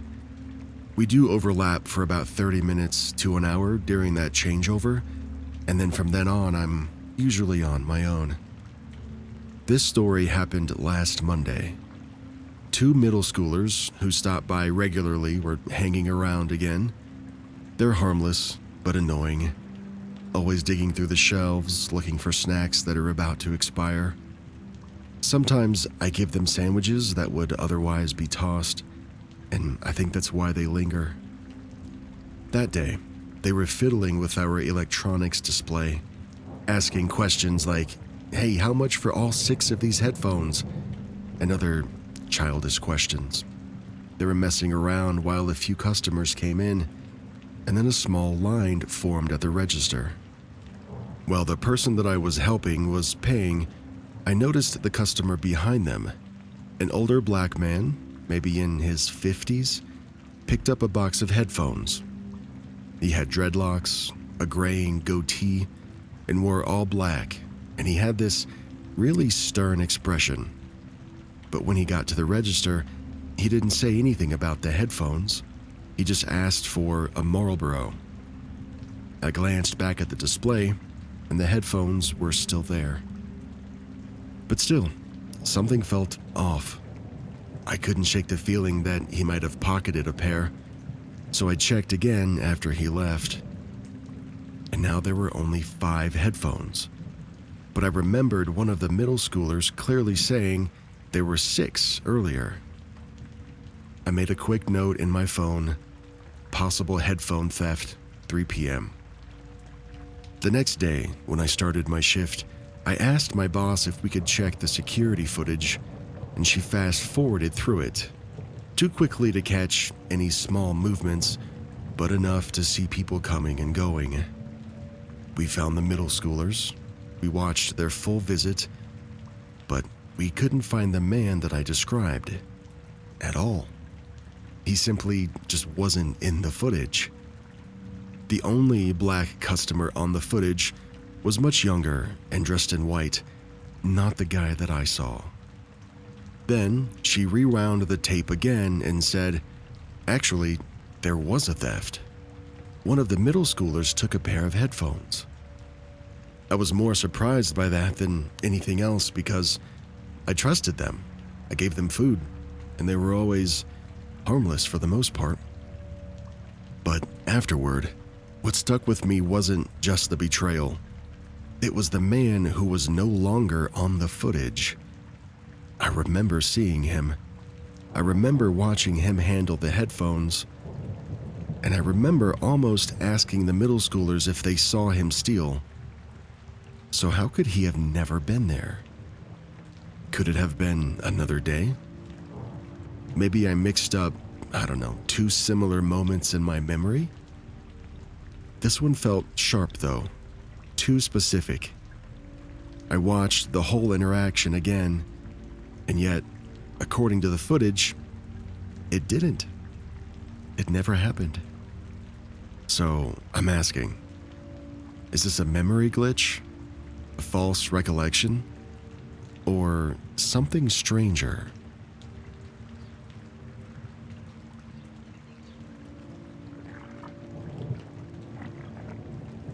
Faceless shadow person. I've kept this to myself for a long time. I only brought it up recently while hanging out with my brothers. I'm a 29-year-old male, and they're both 31 and 22. I'm the middle kid, and we're all brothers. We were swapping stories about weird things that we'd seen while growing up, and it turned out that I wasn't the only one who had this experience. This all started back in 2002 in Utah. I was around 7 or 8, and the house we lived in had 3 floors, and all of the bedrooms were upstairs. The stairs to the main floor had a bend at the end, so when you reached the bottom and turned the corner, you'd be facing the front door. One night, I woke up thirsty and went downstairs for some water. As I hit the bottom of the stairs and I rounded that corner, there he was. A man, very tall, completely in shadow.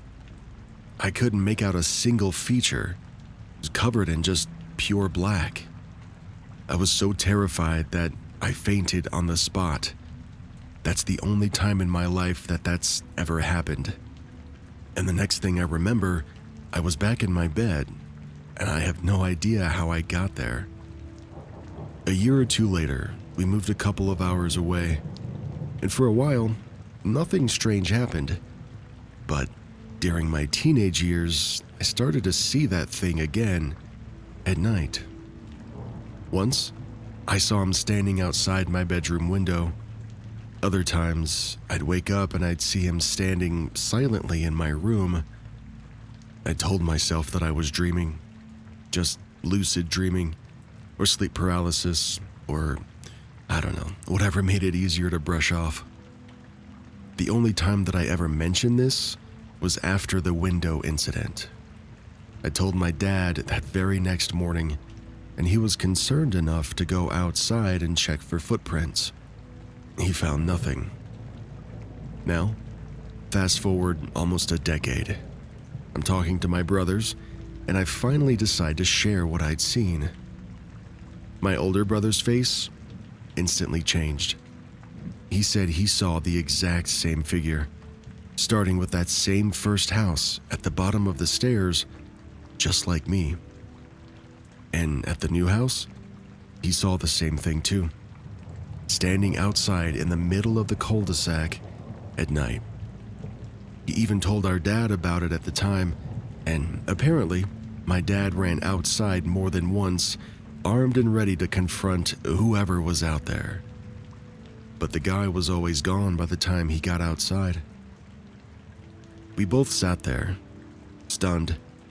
We'd each thought that we were alone in this experience for years. We described the man the same way. He was tall, had no features, just a pure shadow. It wasn't blurry or translucent. It wasn't some vague shape. It was just very clear and there. And no, we're not into paranormal stuff. We're both engineers. We're both very rational, boring, and logical guys. And that's what made it even weirder. We both still remember it very vividly, and neither of us had ever talked about it until pretty much now. I don't know what we saw, and I don't know why we both saw it, but we did.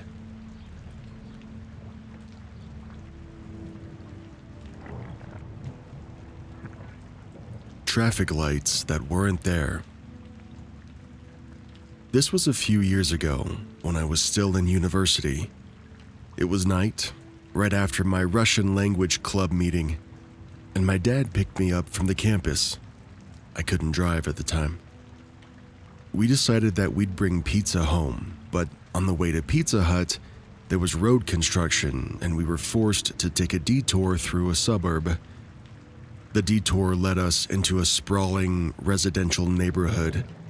One of those maze-like developments with winding streets, identical houses, and minimal signage. If you've ever seen Vivarium, it's pretty much that, but less green. It seemed quiet and strangely deserted for the hour. It was a big neighborhood, and we were driving for a while and couldn't find the way out. We went in circles a few times. We started joking about being trapped in suburbia forever, but after the third loop, it stopped being funny. Then we drove up a street that was on a slight upward incline, and from the height, we both saw traffic lights and some cars and the top of a gas station just ahead. Finally, our exit. It was such a clear and relieving sight. A main road, glowing lights, real civilization. We both audibly relaxed. When we continued forward, and of course lost sight of the traffic lights on the descent down the hill, we did indeed exit the neighborhood. But there were no more traffic lights in sight, and no gas station. Absolutely nothing of the sort nearby.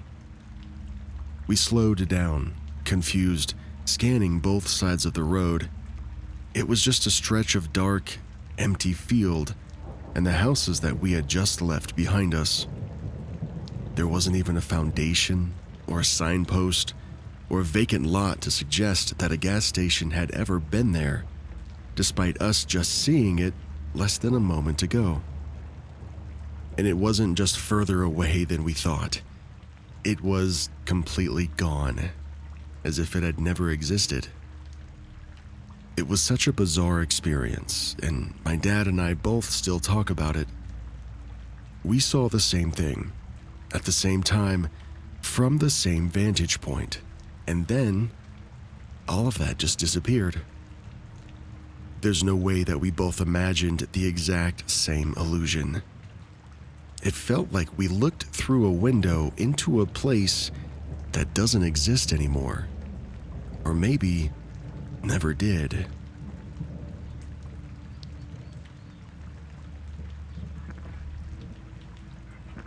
Something's off, and I don't know if it's me or reality. I'm not the kind of guy who jumps to conclusions about the world being a simulation, but something happened today that I just can't explain. I'm an electrician. I was on a job site with my brother and a new guy. We'll call him Daniel. It was the end of the day, and we were all trying to wrap things up and get out of there. Daniel was downstairs cleaning. I was in one of the bedrooms installing a light fixture, and my brother was working in the master bedroom. While I was tightening the fixture, I heard footsteps going downstairs. Very clearly down, not up. I figured my brother had just finished up and was heading down to help Daniel. A second later, I hear him call me from the master bedroom, and that stopped me in my tracks. I walked over to the bedroom, and sure enough, there he was. I thought maybe I was tripping. Maybe I just misheard the footsteps, but I swear, I know what it sounds like when footsteps go downstairs. These weren't light creaks or echoing sounds that could go either way. They were solid, work boots going downstairs. My brother called me over to check out the outlet that he was installing by the window. I already knew how to do that, so I thought it was odd, but I walked over anyway. He was crouched down, mid-task, and then he just stopped moving. Full stop, no movement, no expression, just still. I thought maybe he was waiting for me to hand him something, so I said, plate, right? But still nothing. He didn't even blink. I thought he was messing around, but that wasn't like him. This was very different. So I left to grab a plate and I headed downstairs. Daniel looked up and asked, "You guys done up there?" I said, "Almost. Just finishing a light and he's doing one last outlet." Daniel looked at me kind of weird. He said, "What do you mean?" "Your brother's outside loading the van right now."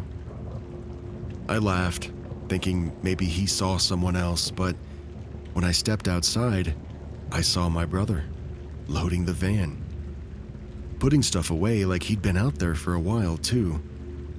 I asked him, "Hey, did you finish that outlet in the master bathroom?" And he looked at me like I was crazy. He said, "What outlet?" I said, "The one that you had me come look at." He starts to shake his head. He says, "I haven't touched any outlets today at all." I didn't push it. I didn't want to seem crazy. But I went back upstairs and I brought Daniel with me, pretending that we were just cleaning up. But I really wanted to check the outlet. But there was nothing. There were no wires stripped. There was no outlet in place. That whole part of the wall was completely untouched. But I saw my brother working on it. I saw the wires. I saw him mid-screw. And I watched him freeze like somebody just hit pause. I asked him one more time before we left, "You really didn't do the outlet by the window in the master bedroom?" He laughed and said again, "No, dude, I didn't do any outlets today." He thought I just needed more sleep. And yeah, maybe I do. But this wasn't a sleep-deprived mix-up. My brother isn't the type to prank anyone, especially not like this.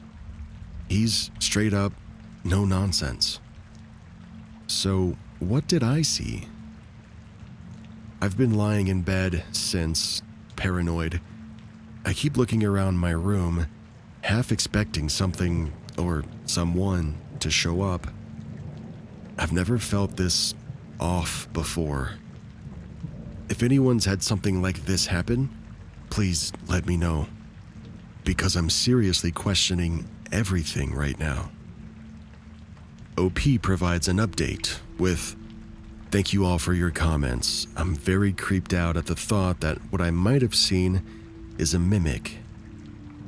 Last night, after I made my post, something else happened. I sleep on an air mattress on the floor, facing the door to my room.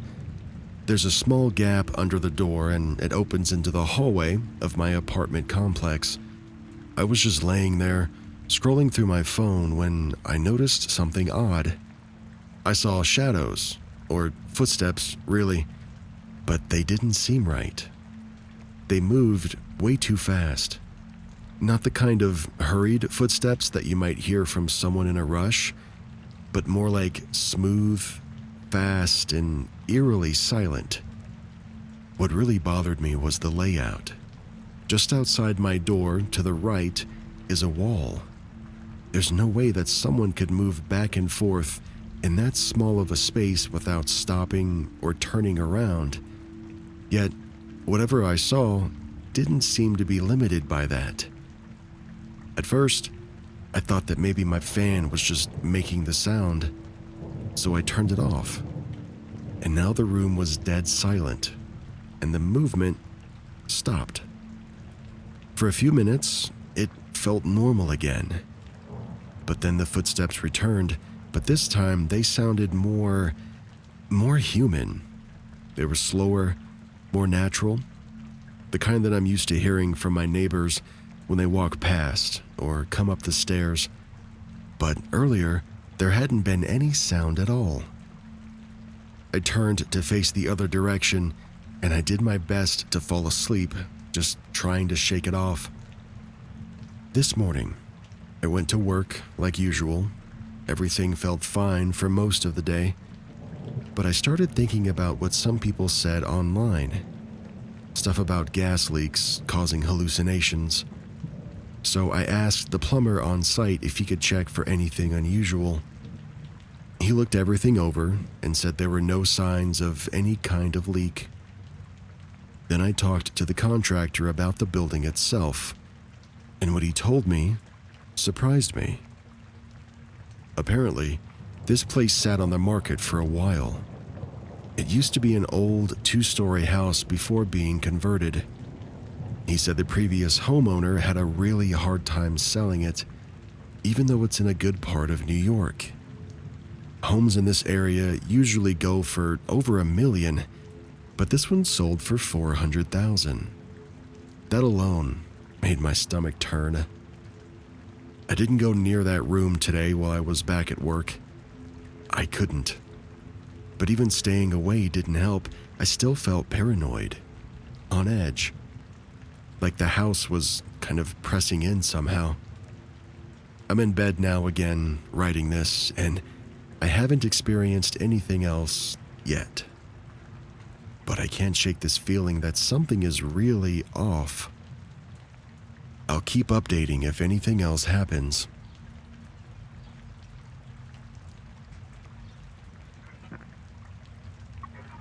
Before I get into the next story, I've got a little reminder since somebody asked recently, and I don't talk about it a whole lot.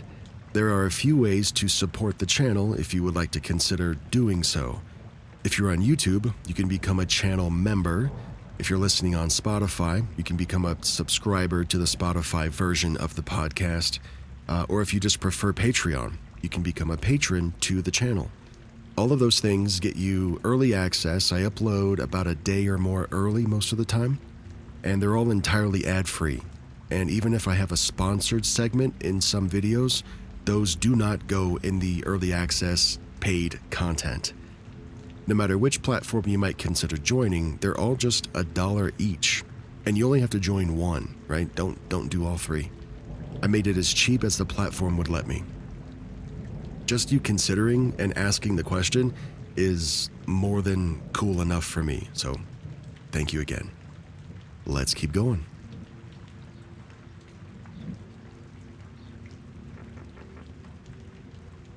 Burberry sunglasses that never existed. I own 2 pairs of sunglasses, one black, one brown. I didn't buy either of them. I found the black ones at a subway station and the brown ones on a hiking trail. They're both basic and unbranded, or so I thought. About a month ago, I went to the beach with my partner and 2 friends. I wore the black pair all day. Later, we hit a bar, and at some point, I realized that they were gone. I mentioned it, a little bummed, but mostly just shrugged it off. I found them on the ground to begin with anyway. That's when my friend said, "Oh no, you lost your Burberry sunglasses? I'd die." My other friend chimed in, "Yeah, seriously, how much did those cost?" I told them I didn't buy them. I just found them. and I didn't even realize that they were Burberry. My partner laughed and said, "They literally say Burberry on the side." I figured I just never noticed the logo. Now I was annoyed that I'd lost them. One of my friends joked, saying, "I didn't think you were a Burberry sunglasses person anyway," and we all moved on. Fast forward to today. I was cleaning out my backpack, and in a pocket that I rarely use, I found a pair of black sunglasses. Relief. I figured they'd been in there the whole time. But as I looked them over, something was off. There was no logo, no branding. They were just a plain black pair of sunglasses. I brought them to my partner and I asked if these were the Burberry ones that he remembered. He looked at them and said, "No, that's not them. The pair you had said Burberry right on the arm. These aren't it." I showed him my brown pair too. Definitely not those either. He swore up and down the pair that I lost had a visible logo, and my two friends had both commented on it unprompted. It's not just me misremembering. The thing is, I moved to this country 2 years ago. I didn't bring any sunglasses with me, and I haven't purchased any while I was here. I only ever owned the one black and the one brown pair that I found. So, where did this mysterious designer pair come from? And where did they go?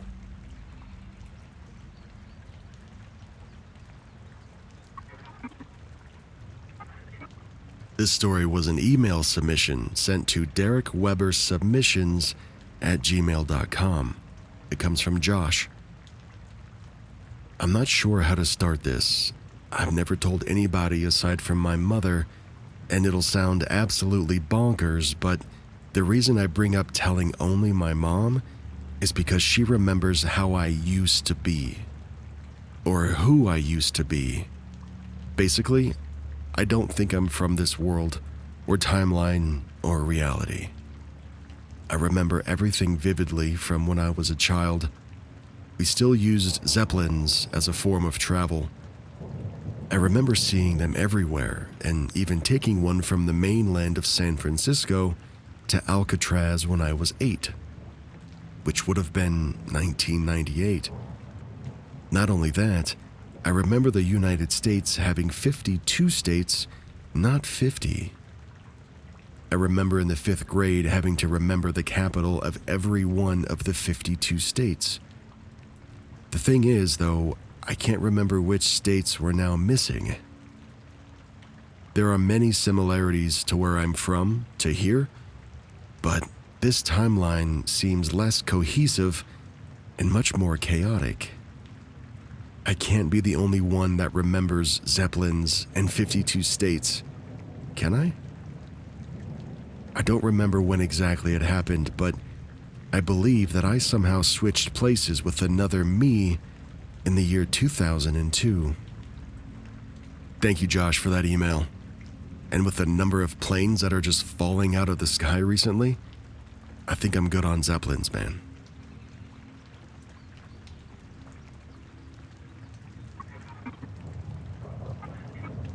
Here's another email submission from Naomi. Naomi says, "This happened when I was 26, back in 2001. I was going through a divorce, and I lived for a brief time by myself in my Uncle Gavin's house. It's a lovely, contemporary 2-level home. My uncle's neighbor, Michael, asked me to house sit for him for 1 week while he went on a vacation in Florida. He paid me $200 up front just to sleep over there and to keep his 37 plants watered. I counted. Michael's house was larger and old, as are many of the houses in this part of the city.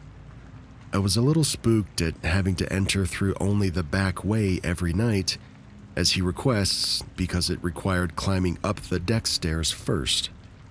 That's why it greatly disappointed me when the deck light burnt out the first night that I stayed there. But I'm a big girl, and I just resigned myself to entering in through the dark. I was annoyed either that day or the next when the light over the kitchen sink also burnt out. But old house wiring sucks like that sometimes. The next evening, I came home and had just gotten seated in the living room, which faces the kitchen, when I noticed a kitchen cabinet was wide open. I didn't use the kitchen, at least not that part of it. I only used the kitchen to make coffee, and that cabinet was nowhere near the coffee. I knew that cabinet had been shut earlier. I walk into the kitchen and I shut the cabinet and tested to see how firmly it stayed shut. Very firmly. It wasn't the type to swing open for any reason, and if it wasn't latched, then it would not appear shut at all. But okay, whatever. There must be some explanation. The next evening, I came home to find the cabinet at the hutch at the top of the stairs was wide open. Now again, this cabinet had been previously closed. I shut it, of course, and was wondering what was going on. That night, I was pretty spooked, so I decided to sleep in the living room instead of the bedroom. I don't know, I'm not sure why this felt safer, other than the fact that it was just closer to the exit, I guess. I turned the overhead living room light on and I dimmed it so that I could sleep, but I would still have some light. I went to sleep and awoke 45 minutes or so later. When I opened my eyes, the light was completely out. The room was pitch black. I laid there, frozen in fear. Not like paralysis or anything, but just like the regular plain I'm too freaking scared to move fear for what felt like 20 minutes. Finally, I forced myself off the couch and over to the dimmer switch. I turned the switch and the light came back on.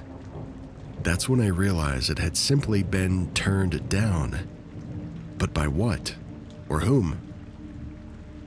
I wasn't such a big girl that night. I went home and slept.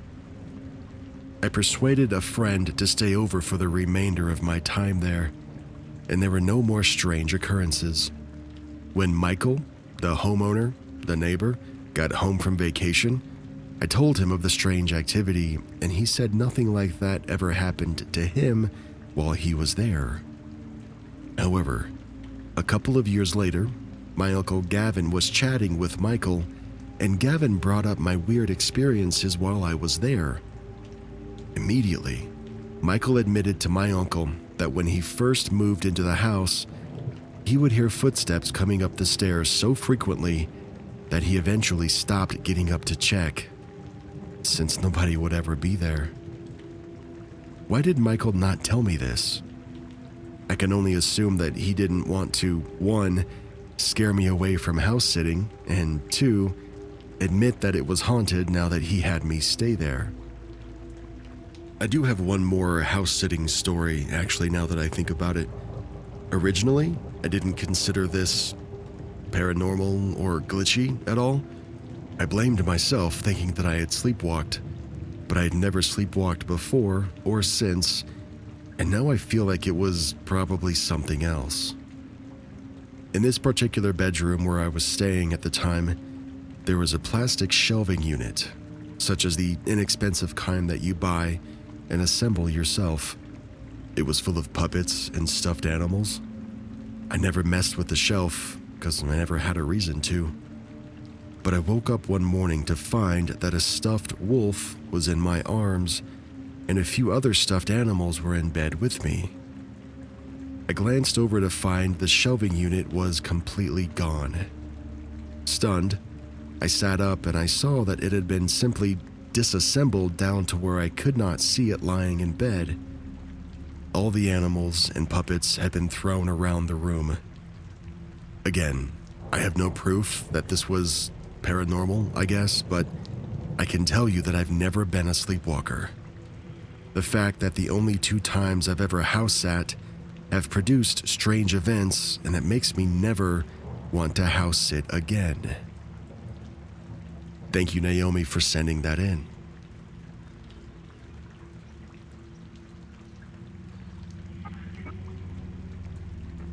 everyone vanished.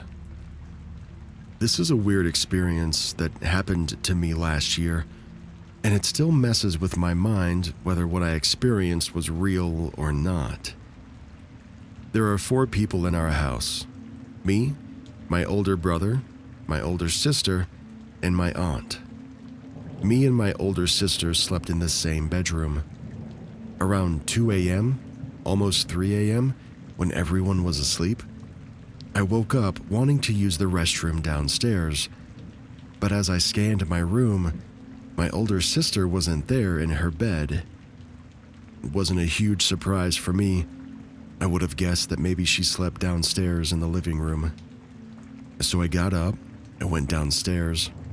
It was dark going down, and I only used my phone's screen light to make sure I wouldn't wake my sister in the living room if she was sleeping there. But I didn't see her. I was taken aback and confused. How come she wasn't there? Where was she? I then turned on all the lights in the house to look for her. I searched every part of the house, but I couldn't find her. I then resorted to knocking on the rest of the people's room in the house. Every room was locked. I kept calling out their names, but nobody would respond to me. I kept doing this for almost an hour, just making noises in the house, hoping that someone would wake up and tell me to stop, just to get a response. But I never did. I gave up, and I went back to my room upstairs and tried to sleep it off until I dozed off. By the morning that I woke up, everyone was back in the house. My sister was there, preparing breakfast. I asked her where she went last night, and she said she didn't go anywhere. She slept in the living room, and I told them all what happened last night, and they told me that maybe I just wasn't looking as hard as I thought, making me doubt what I was doing last night. It was fine for me to brush off this experience as nothing. Maybe I did really just not look around as hard as I thought I did, even though I felt like I was shouting around the house like a madman, but no one complained in the morning about it. But yesterday, a similar experience happened to my mother in broad daylight. She went to our local gym where my younger sister was supposed to be having her badminton lessons, but the gym was empty. A large gym was just empty with only the sounds of children laughing and talking, she said. She searched the whole gym, but she couldn't find anyone inside until she went out and asked a passerby where the kids are playing badminton, and they pointed and told her it was there, inside the gym. She went back in, and suddenly, the whole building was crowded, as if nothing happened. Her experience made me rethink what happened to me last year when everyone thought I was being crazy. I don't know what to call this experience. It feels eerie for sure, like a glitch in the Matrix, a little paranormal, or maybe it's just pent-up stress that somehow made both of us hallucinate.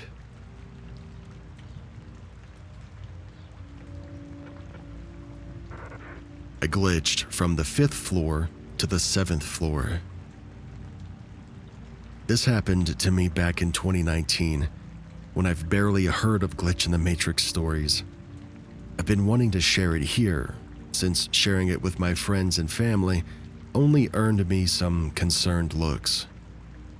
I used to think that this was some kind of paranormal thing, but seeing stories about glitches in the Matrix made me realize that this actually fits that description. Anyway, I was working in a BPO company here in the southern Philippines. The company that I was working at had 7 floors and then a rooftop. I was a trainee at the time, so I planned to head towards my locker, which was at the 5th floor, before proceeding to our training room, which was at the 6th floor, just above. My roommate and I went to the elevator, and I remember how it was just the both of us. I remember being the one to press the 5th floor button. We got to the 5th floor, and I recall being slightly bothered by how quiet it was. We saw nobody else around, not even the security guard that every floor has. But we ignored it. We put our bags in our lockers and headed back towards the elevator so that we could go to training on the 6th floor, just one more above. We waited for a few minutes before I started getting anxious because I knew we were about to be late. So then I turned towards the door to the stairs and invited my roommate to just take the stairs with me since the elevators were taking so long. After all, it was just a couple of steps up. She was very hesitant at first because she didn't like the stairs very much. No one frequented the stairs, so they were kind of creepy and dusty. But I told her we didn't have a choice because for some reason, the elevator just wasn't stopping to get us on the 5th floor at all. So, I opened the door toward the stairs. I led the way, even though it took a while for my roommate to follow me. When I got to the top of the stairs, the first and the only door that greeted me was the door towards the rooftop, which didn't make any sense, so I start laughing, maybe nervously. Convinced, I think, that I was being punked or something. I probably thought it was a prank. When my roommate caught up to me, she started laughing with me as well because it was just so bizarre. But the longer we stood with it, the more I realized there was no way this could be a prank. It was no joke. We really were in front of the rooftop door. I looked down at the door that we came out of, and my roommate had left it open. So we walked back down to prove a point to nobody in particular and went back inside. And I promise you this, when we went back in, we were baffled and astounded to see the 7th floor sign beside the security guard that guarded the elevator. Employees were rushing out of the elevator and we were just stood there, frozen. It felt impossible. Until now, it's hard to believe that this happened to me, but it wasn't just me who experienced this. It was both my roommate and I, my co-trainee. It couldn't have been a hallucination. Even now, years after this happened, this experience still haunts me, and reading other people's stories about glitches makes me wonder, what happened that day? Why the glitch? Why me?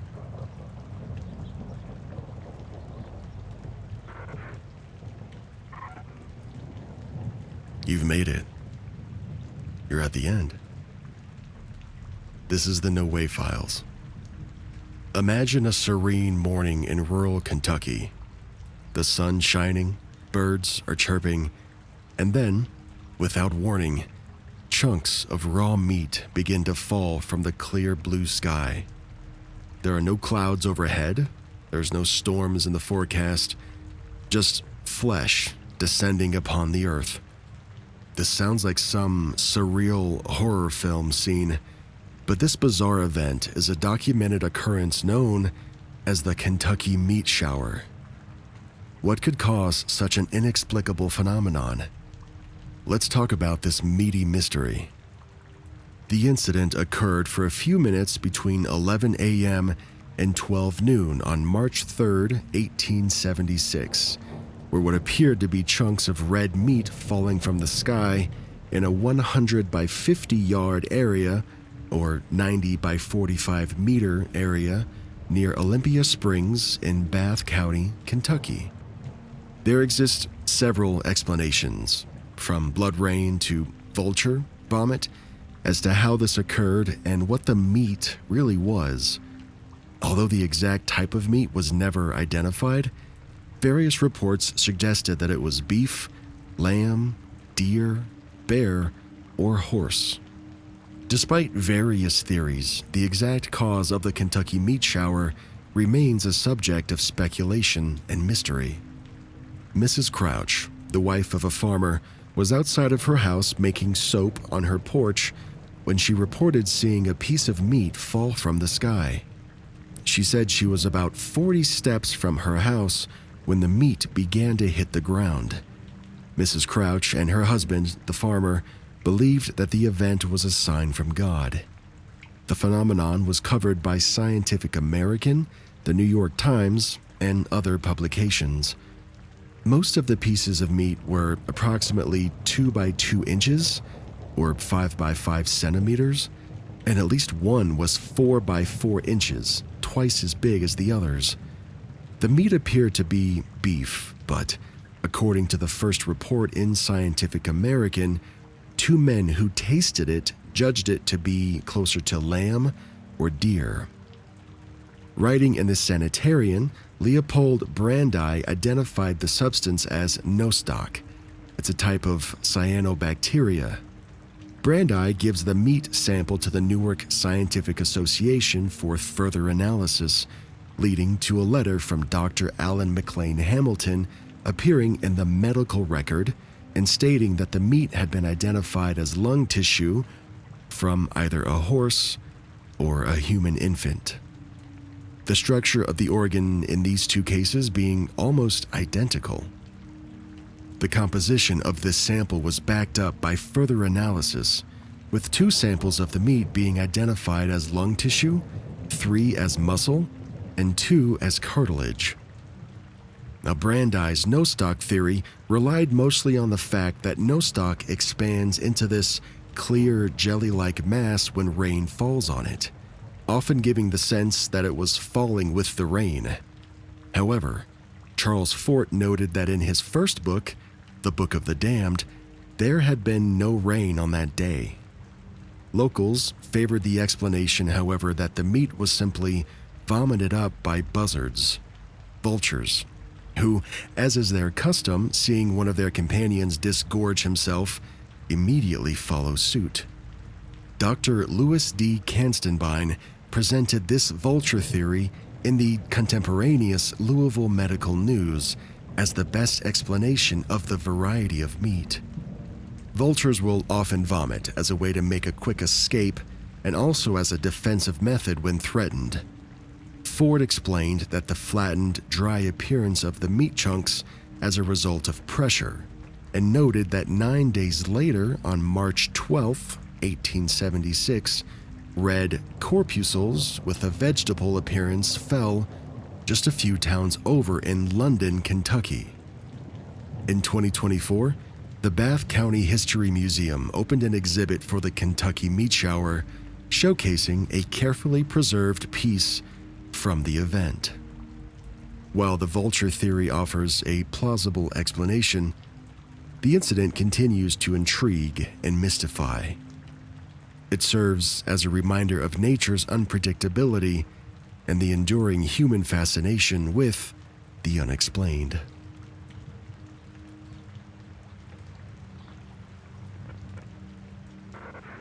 Pasta from another timeline. I just witnessed a glitch. Hey guys, long-time lurker of this subreddit, but I've never had anything to post here. Until now. Work's been a bit rough lately due to some hours shortages last month, but thankfully things are picking back up. And because of that, things have been a bit tight, and currently I'm low on a lot of things, including groceries, until I get paid in a couple weeks. So today, I went to make something to eat from whatever I had in my shelves. I knew I had ground beef in the fridge, so I figured I'd throw something together. Maybe taco pasta or whatever. I make my own taco seasoning. I got the beef going in the pan. I set a pot on the stove and I reached into the cupboard for some pasta. And I pulled out something I've never seen in my life. I pull out a pack of Burkel macaroni, labeled completely in German with zero English anywhere on the packaging. I live in Canada. I've never purchased this before. I've never even seen this brand, and it's not sold at any store I've ever been to.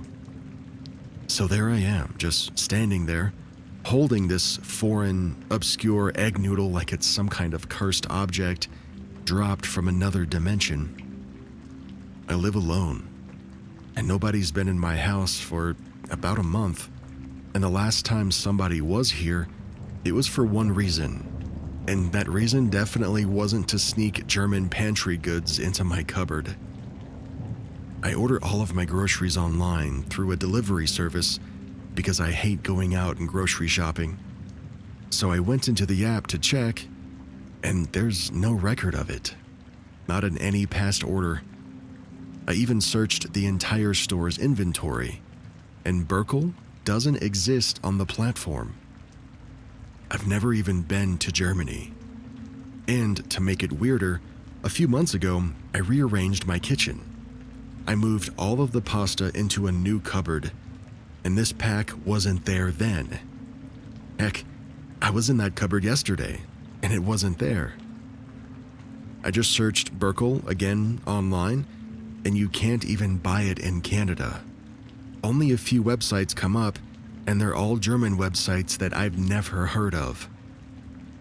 This shouldn't be here. There's no logical explanation that it fits here, so I've fallen back to magic. I've had some experiences with the universe and a bit of manifestation weirdness, let's call it. Maybe I manifested it without realizing. Maybe an alternate dimension version of me visited Germany and thought, hey, you know what I need? A noodly souvenir. And maybe that timeline crossed over with this one? Or maybe two timelines got mixed up. One where German is the default language here because, I don't know, in Germany won? I don't know, man. Or maybe there's a German god of pasta who looked down and said, he must eat today. Whatever the case, I'm a bit shaken. I don't have an explanation. I just cooked the glitch, and it tasted alright, but since I couldn't read the label, I'm a bit concerned about whether there were any terms of use for this magic pasta. I'm wide open to theories because this has officially wrecked my brain. There's some back and forth in the comments about whether it was a good idea or not to eat the alternate dimension pasta, but OP responds pretty cleverly with, well, when parallel universe macaroni presents itself to you, and you're several days away from payday, you have limited options. You eat the noodles. Another person says, I really enjoyed reading your post. You write very well. OP responds with, the book that I just released, called A Heart Untraced, is even better. They say it's a tragic romance with some built-in smut.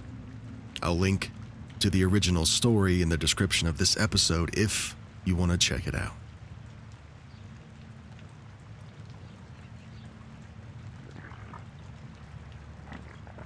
I can't tell if this is actual black magic or some sort of skinwalker. I wanted to post about the time that I was visiting relatives in Mexico. It was about the mid-90s, and believe me, my friends and I encountered a possible skinwalker. My ancestors came from a very small town, and back then, everyone had outhouses due to no actual plumbing or even underground water lines. I believe this is still the case, actually.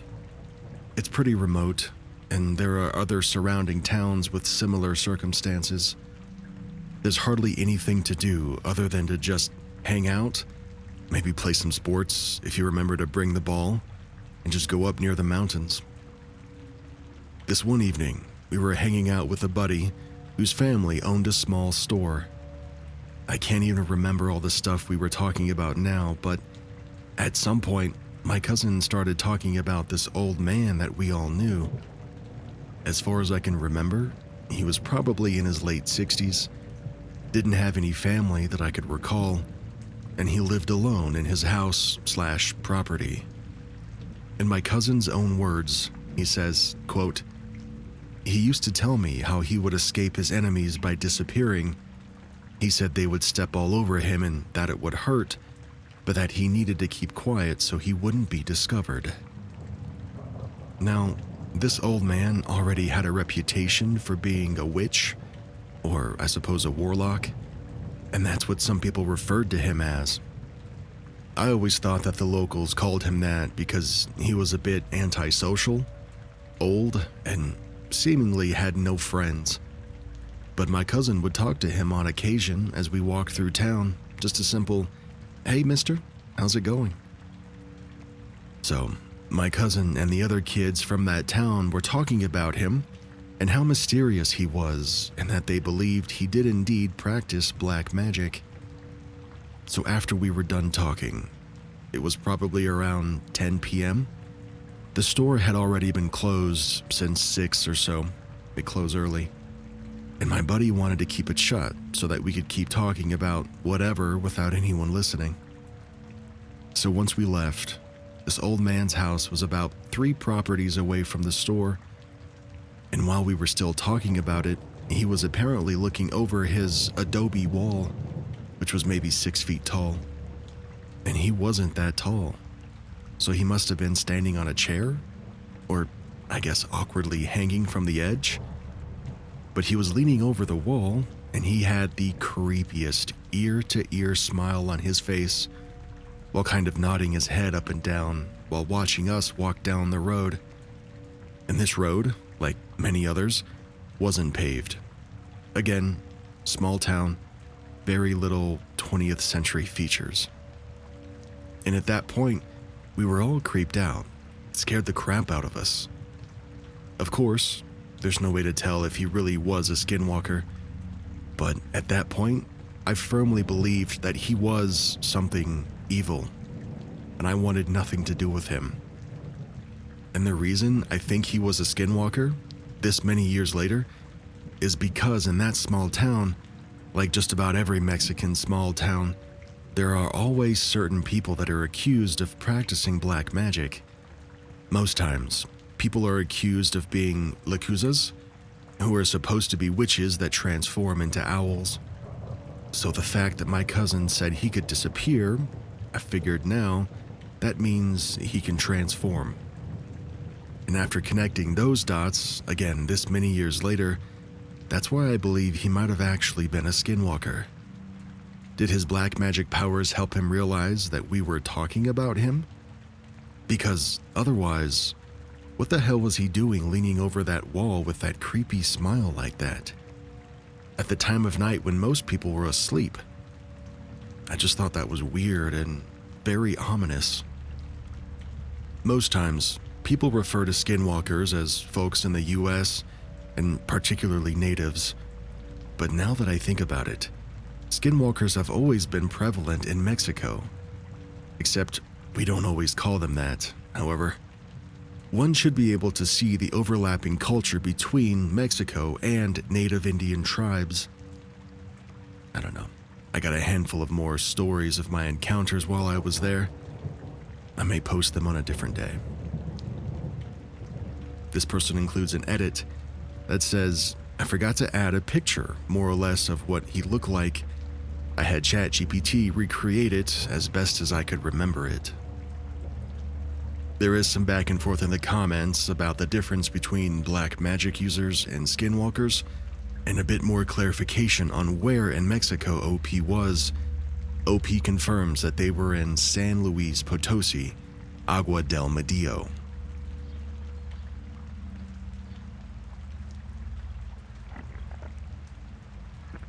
Years ago, I saw a humanoid figure and I can't explain it. For many years, I still don't know if it was just my childhood imagination. I used to tell my friends that I saw something in my house.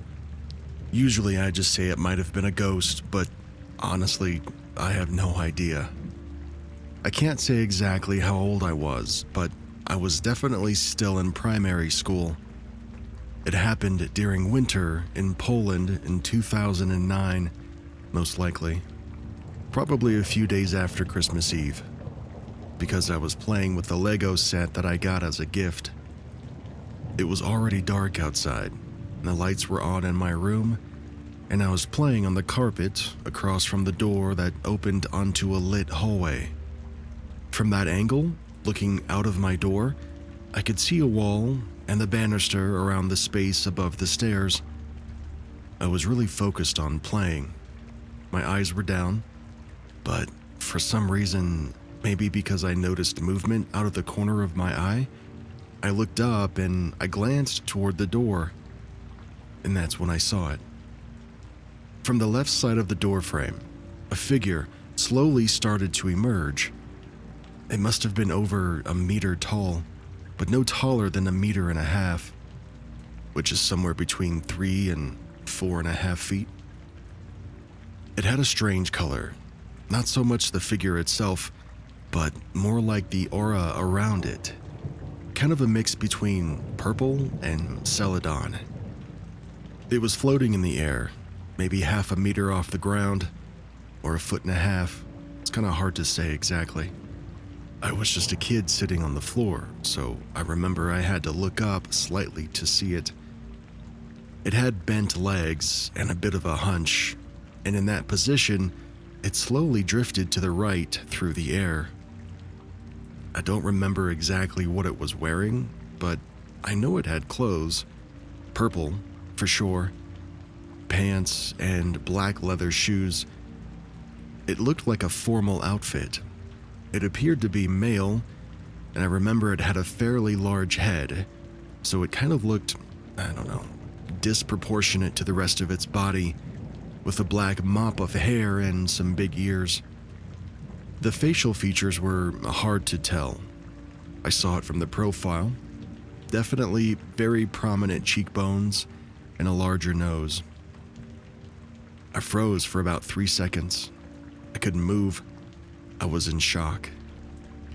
And then a wave of chills came over me, and fear started to take over. I immediately looked back down at the Lego bricks and started pretending to play. In my head, I was thinking, just pretend you're playing. Maybe it won't notice you. Pretend you didn't see it.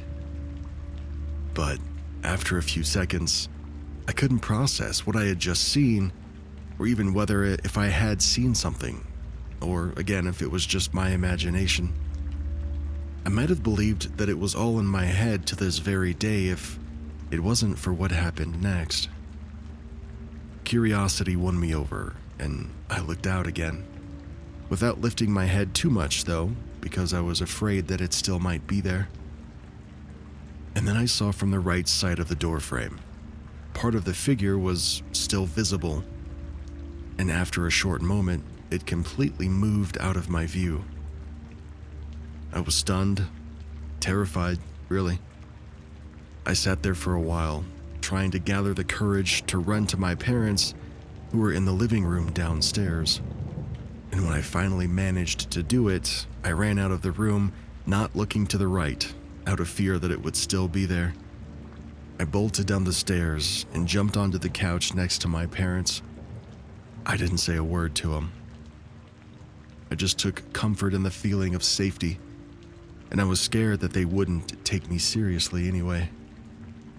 I didn't have the strength to try and explain it to them because the emotions that I had just gone through had felt like they completely drained me.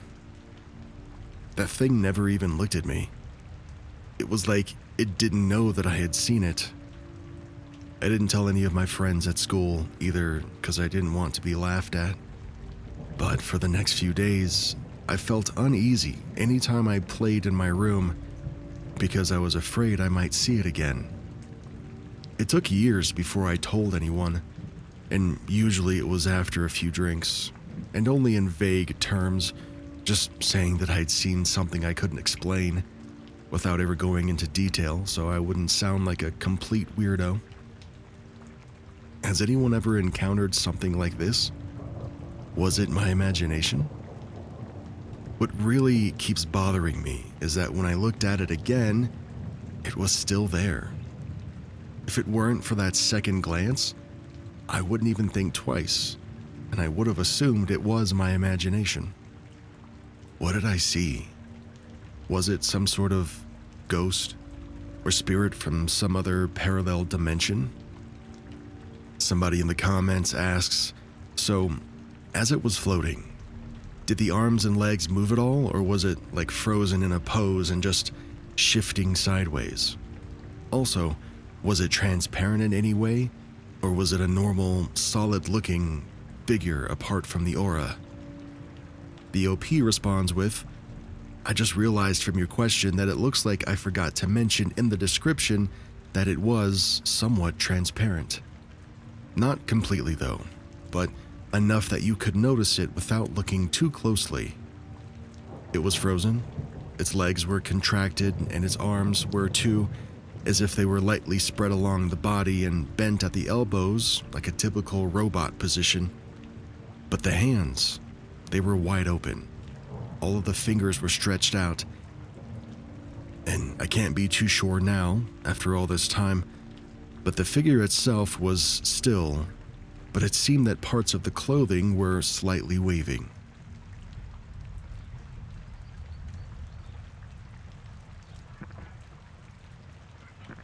This original story was posted by somebody else, and it's called "My Cat Died Today. Please tell me your stories about your pets coming back and visiting you." And one of the replies to this story is what I want to share. It's something I think you'll want to hear. They say, "Forgive me as I post this reply. It may seem a bit long-winded. I wrote this down a few years ago, and this is the first time I've ever shared it. The first experience with my beloved dog that had recently crossed over. This occurrence happened the evening The Force Awakens was released, and although the experience has nothing to do with the movie, it does give a time frame that makes it easy, for me at least, to remember.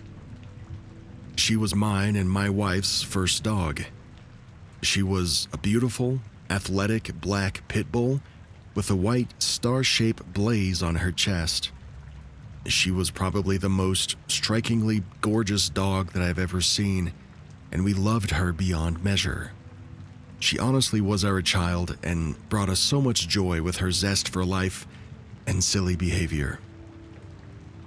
When she was around 12 and a half, she started slowing down, and we found out that she had arthritis and the early stages of cancer.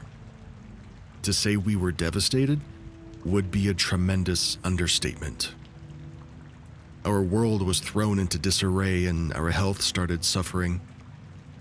We tried various treatments to make her comfortable, but we knew that she wouldn't be able to handle chemo or surgery, and that it wouldn't be fair to try and put her through something like that.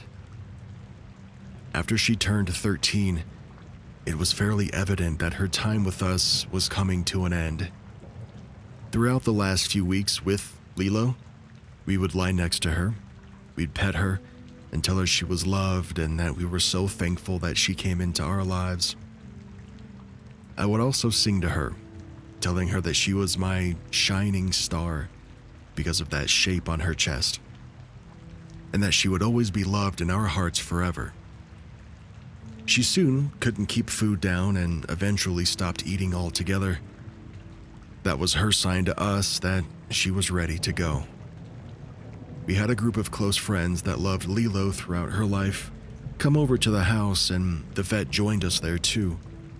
We wanted her to be surrounded by love and in a comfortable setting for her transition. She passed peacefully amongst friends with loving hands on her body. I rubbed her ears and I told her that she was a good girl and that I loved her always and forever.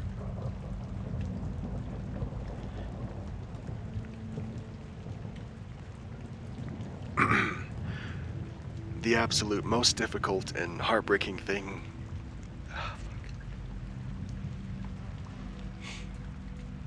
The ending is happy. We just have to get through the bad part first. I was numb. I didn't want to believe what had taken place had actually happened. My joy of 13 years was gone, and I didn't care if I lived or died. Then, something strange happened. The very next evening, we had reserved tickets to see the new Star Wars film that was just being released, and even though our hearts were not into being social, and we certainly didn't feel like we were supposed to try to have any fun so soon, we went to the show thinking that it may take our minds off of the pain, if only for a short while. Well, just as we suspected, our thoughts were never far from Lilo the entire night, and we didn't really enjoy ourselves or the movie or the time out at all. We got home pretty late, and I walked in the front door ahead of my wife. And this actually seems odd to me now that I write this out, because we usually always open the garage door remotely and enter the house through the garage. But for some reason, this night, we didn't. My wife finally comes in the house and says, "Did you see the balloon outside?" I didn't, and it took a moment for me to register exactly what she had just said. And I said, "What do you mean there's a balloon outside?" And she says, "There's a balloon on the ground just outside the front door." Now, Lilo was a very driven dog, very toy motivated to the point of obsession. And one of her absolute favorite activities was chasing down and popping balloons. I would blow some up, I'd let her out in the yard, and she would go crazy. It was hilarious, and she loved it. So I'm thinking, a balloon. Well, maybe it's a sign from Lilo. Well, I walk outside, and there lying on the ground off to the side of our front door wasn't just any balloon, but a shiny gold mylar balloon in the shape of a star. Once the full realization of what I'm holding in my hands occurs to me, I instantly tear up. My shining star had left us a message that she was still around and okay.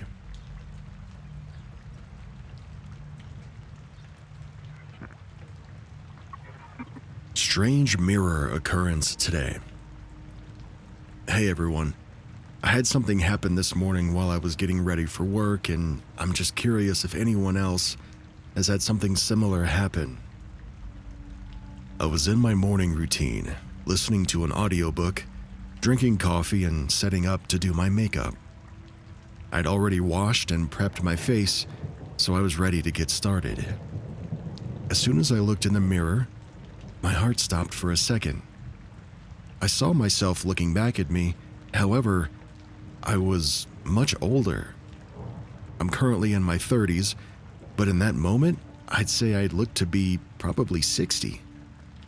My eyelids were more hooded and droopy, and I had wrinkles on my forehead and around my mouth and eyes.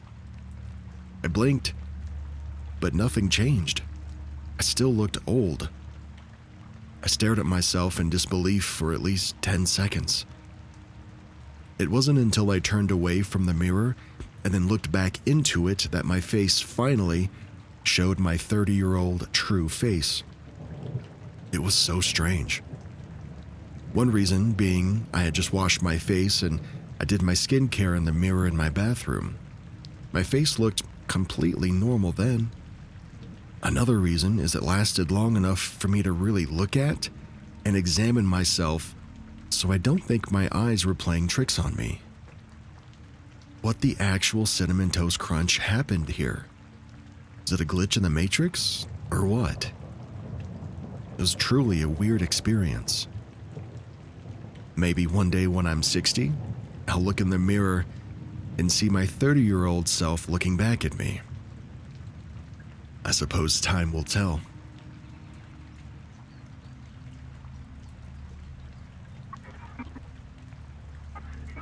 AirPod case that was right next to me vanished in a second. This happened 6 months ago, and it still bothers me almost every day. I was getting ready to leave the house one day, and I'm using my AirPods. I placed the case on my bed, which has dark blue sheets by the way, so I can very easily see the white AirPod case. The bed is made, it's flat. There's no way the case can get lost in the sheets. It's just sitting on top. I'm the only person in the room, and I don't have any pets here either. I turn around for literally 1 second to grab my eyeliner, and then when I turn back, the case is just gone. I ripped apart my entire bed, even though I know I only saw it sitting right there in that exact spot. I looked through every pillow, every blanket. I even went through my drawer and looked through the pockets of pants that I haven't worn in years because I was so confused and desperate to find them. My bed does have storage, so it's completely flat on the ground, and there is no under my bed that it could have fallen to. If it could even fall in that 1 second that I was grabbing my eyeliner. I finally gave up looking after the contents of my entire room were in the hallway. I washed my sheets and cleaned my floor many, many times since then, and I still look to see if I can find them when I do, because it still makes me so mad and confused. They were right there, and then it just vanished from this dimension in 1 second. I didn't believe in any type of glitches before this, and this is the one thing that made me question it. It makes absolutely no sense. There's nothing that could have happened in that 1 second for it not to be there when I turned back around. I still have the actual AirPods. They're just sitting and waiting for their vanished home to come back one day. I did get new ones since then, but I still kept these just in case I ever found the case somehow one day. But as of yet, I haven't.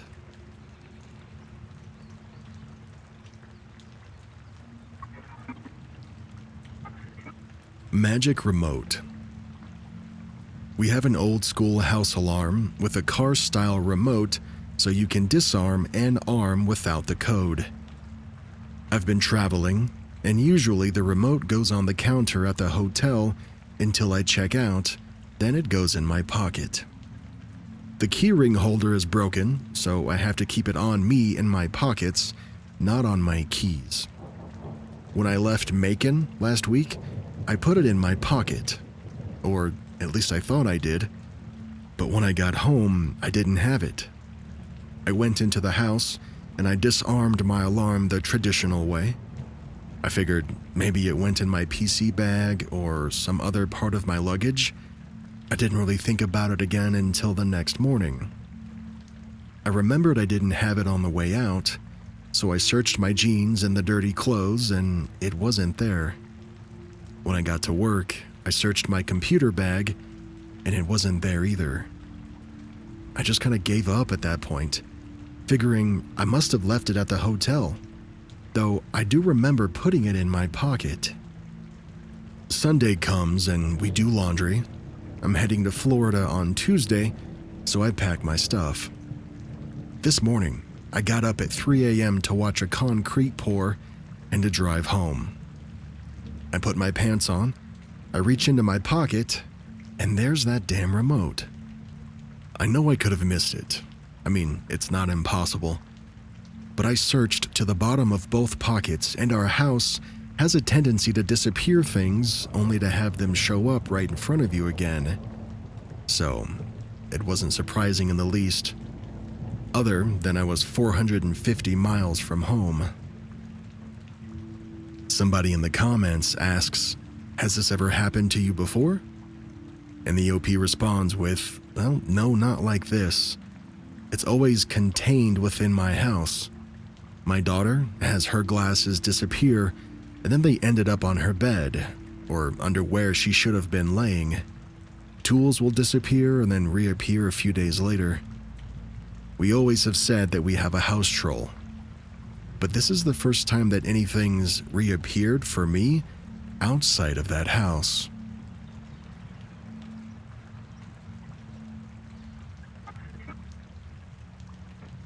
No one was driving the car, but a strange woman was in the back seat. I was in school around 2002 or so, riding home on the bus. I was on a low dose of Ritalin, which every kid was back then, and it would always start to wear off around the time I was going home or got home. So, I'm not sure if this explains it, but I was very aware of my surroundings. Anyway, I would sit and lean my head on the window, looking out as the cars passed, since we went down a busy boulevard before we got to my suburbs/neighborhood. Then, something wild happens that I still remember vividly 23 years later. I was seeing all these cars pass on the opposite side, with people just focusing on the road or an occasional person on their huge car phones while driving. Then, this mini SUV, like a CRV or a RAV4, passes, but no one's in the front seat driving. Then, in the back seat is this lady just completely facing me up against the window, like her entire torso and head, which I don't know how is possible in those tight back seats, but her face was a blur. I was so shocked, and I tried to say that it was just the meds, but I wasn't tired or out of it. Then I thought maybe the driver was grabbing something from the ground, but there wasn't even a hand on the wheel, and we were sitting much higher up than this SUV, so I would have to seen a body bending over. Either way, it doesn't explain the eerie lady in the back seat. I remember she was very skinny, and she had messy, long black hair, as cliche as that sounds. I've never had any weird moments in my life since then, but I thought I should share here.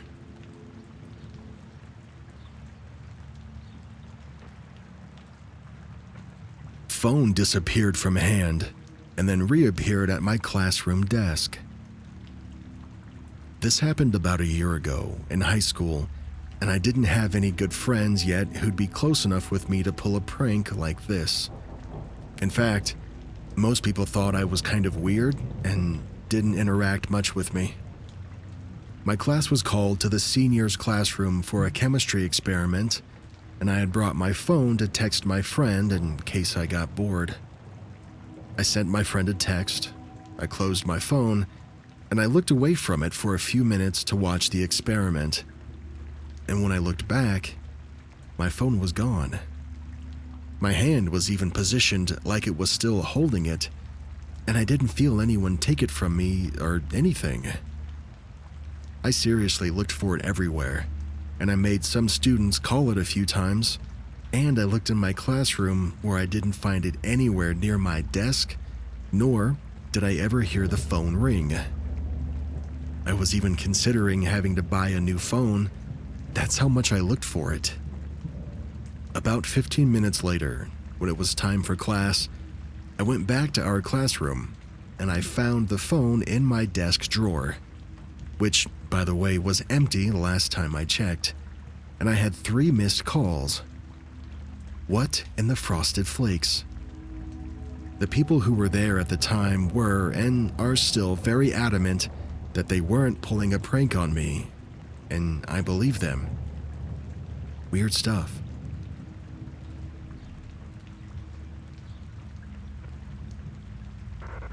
What is this called? For some context, I'm a woman who has had a number of unexplained, called it or told you so moments. Sometimes I have to work at it, but other times it just comes to me. Usually when I'm in a manic state and my mind is clear. For an example, I was riding passenger in the brand new car that my friend Daniela had purchased just the night before. We were on our way back to the dealership so we could sign a few more papers. We took a shortcut that landed us on a Louisiana country back road. I was feeling particularly goofy and hyper that day. As we were driving, I randomly said, "You're gonna get a flat tire." My friend was like, "Girl, shut up.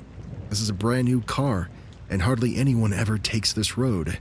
There's no debris that would cause me to get a flat." And just before she could finish that sentence, we got a flat tire. She pulled over and goes, "Dude, what did you do?" I laughed because I obviously didn't do anything. So we get out of the car, a couple of 20-year-old girls who didn't know jack nothing about changing tires. We didn't even know where the jack was. Anyway, We're standing outside of the car, and it's like 8 in the morning. We had no phone service, so we couldn't even call for help, and the road was so secluded that we'd be lucky if someone drove by and found us by noon.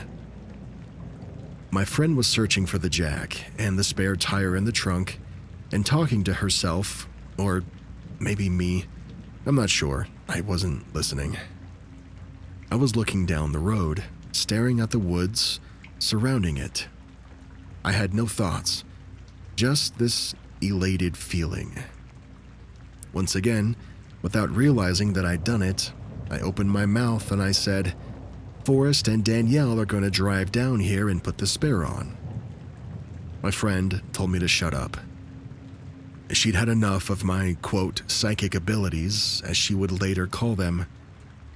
I sighed, and I walked to the trunk to help her look for the spare. It wasn't much later, probably less than 5 minutes, that we heard a car coming down the road. We saw it way down there, and as it came closer, we began to clearly see the make and model of the car, along with the car's driver and its passenger. I don't need to tell you that it was indeed Forrest and Danielle. They jumped out of the car, laughing hysterically and asking what the hell we were doing there. Daniela, my friend, started crying as she explained what had happened because she was scared of me, I think. Forrest and Danielle, who were self-proclaimed Wiccans or pagans or something like that, were blown away. It turns out that they were lost. They had made a wrong turn onto the road and had become lost. They'd been driving around the woods, trying to find their way out when they happened upon us. Forrest changed the tire and they followed behind us since we knew the way out. Daniela told me that from now on, whenever I knew something was going to happen, just to do her a favor and keep my mouth shut. This type of thing has happened enough times over the years that my entire friend group adopted the same policy. Cassandra, don't say it out loud or it'll happen. So what is this? I should add that typically the things that I know will happen are usually bad or at least inconvenient. Also, and this is hilarious, at least to me, my mother named me after the mythological Greek prophetess, Cassandra of Troy. That part for sure is just coincidence, but what about everything else? There is some conversation happening in the comments about precognition and premonition, and somebody asks, "You mentioned that you had a feeling of elation while on this drive. What was that all about? Were you just feeling happy and free in the moment?" OP responds with, "Yes. In this instance, it was because we were two young army wives/moms who left our husbands with our kids for a little bit to go run some errands. Freedom. I was riding in a brand new car. I was happy for my friend and glad to be taking the scenic route through the woods. Generally, these episodes come on when I'm minding my own business, usually just chillin', vibing, and living life, and in sort of a not a care in the world kind of mood. That's the irritating part about it."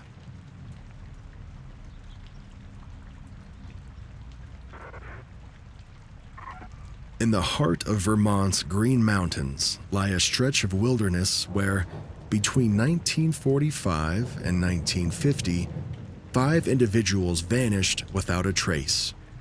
There were no bodies. There were no clues. Only questions. Locals speak of cursed lands, or mysterious creatures, or even portals to other dimensions. You and I are going to add these events that happened in the Bennington Triangle to the No Way files.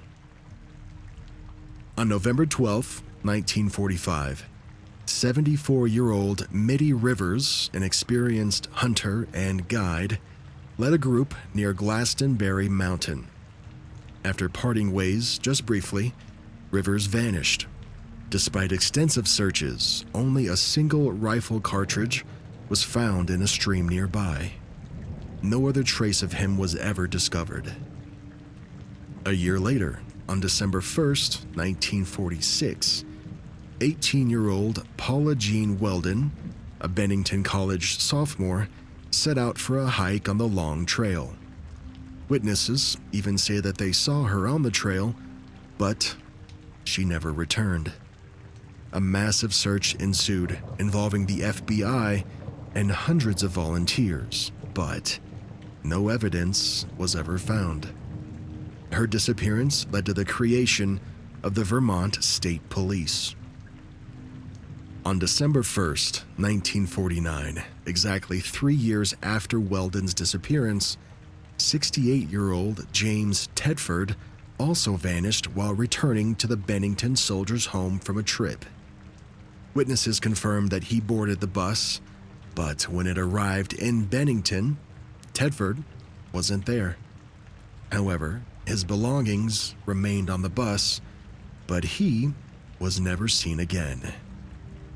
On October 12, 1950, 8-year-old Paul Jepson disappeared while his mother tended to pigs near Glastonbury.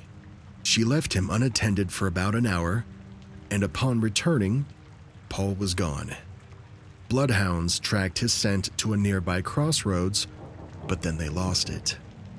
Despite extensive searches, no trace of 8-year-old Paul was ever found. 16 days after Jepson's disappearance, on October 28 of 1950, 53-year-old Frida Langer vanished while hiking near Somerset Reservoir. After falling into a stream, she told her cousin that she would return to camp to change clothes, but she never did. Despite 5 searches involving hundreds of volunteers, no trace of her was found until May 12, 1951, when her decomposed body was discovered in an area that had been previously searched. The cause of death could not be determined. The Bennington Triangle. It's a term coined by author Joseph A. Citro. It encompasses the area around Glastonbury Mountain. The region is steeped in folklore, including tales of something called a Bennington monster. It's a Bigfoot-like creature and Native American legends of cursed lands. Some speculate that the disappearances are linked to those legends, while others suggest more, let's call them mundane explanations like serial killers or even natural hazards. Despite numerous investigations and theories, these disappearances remain unsolved. The Bennington Triangle continues to captivate the imagination, serving as a chilling reminder of the unknown lurking in the wilderness.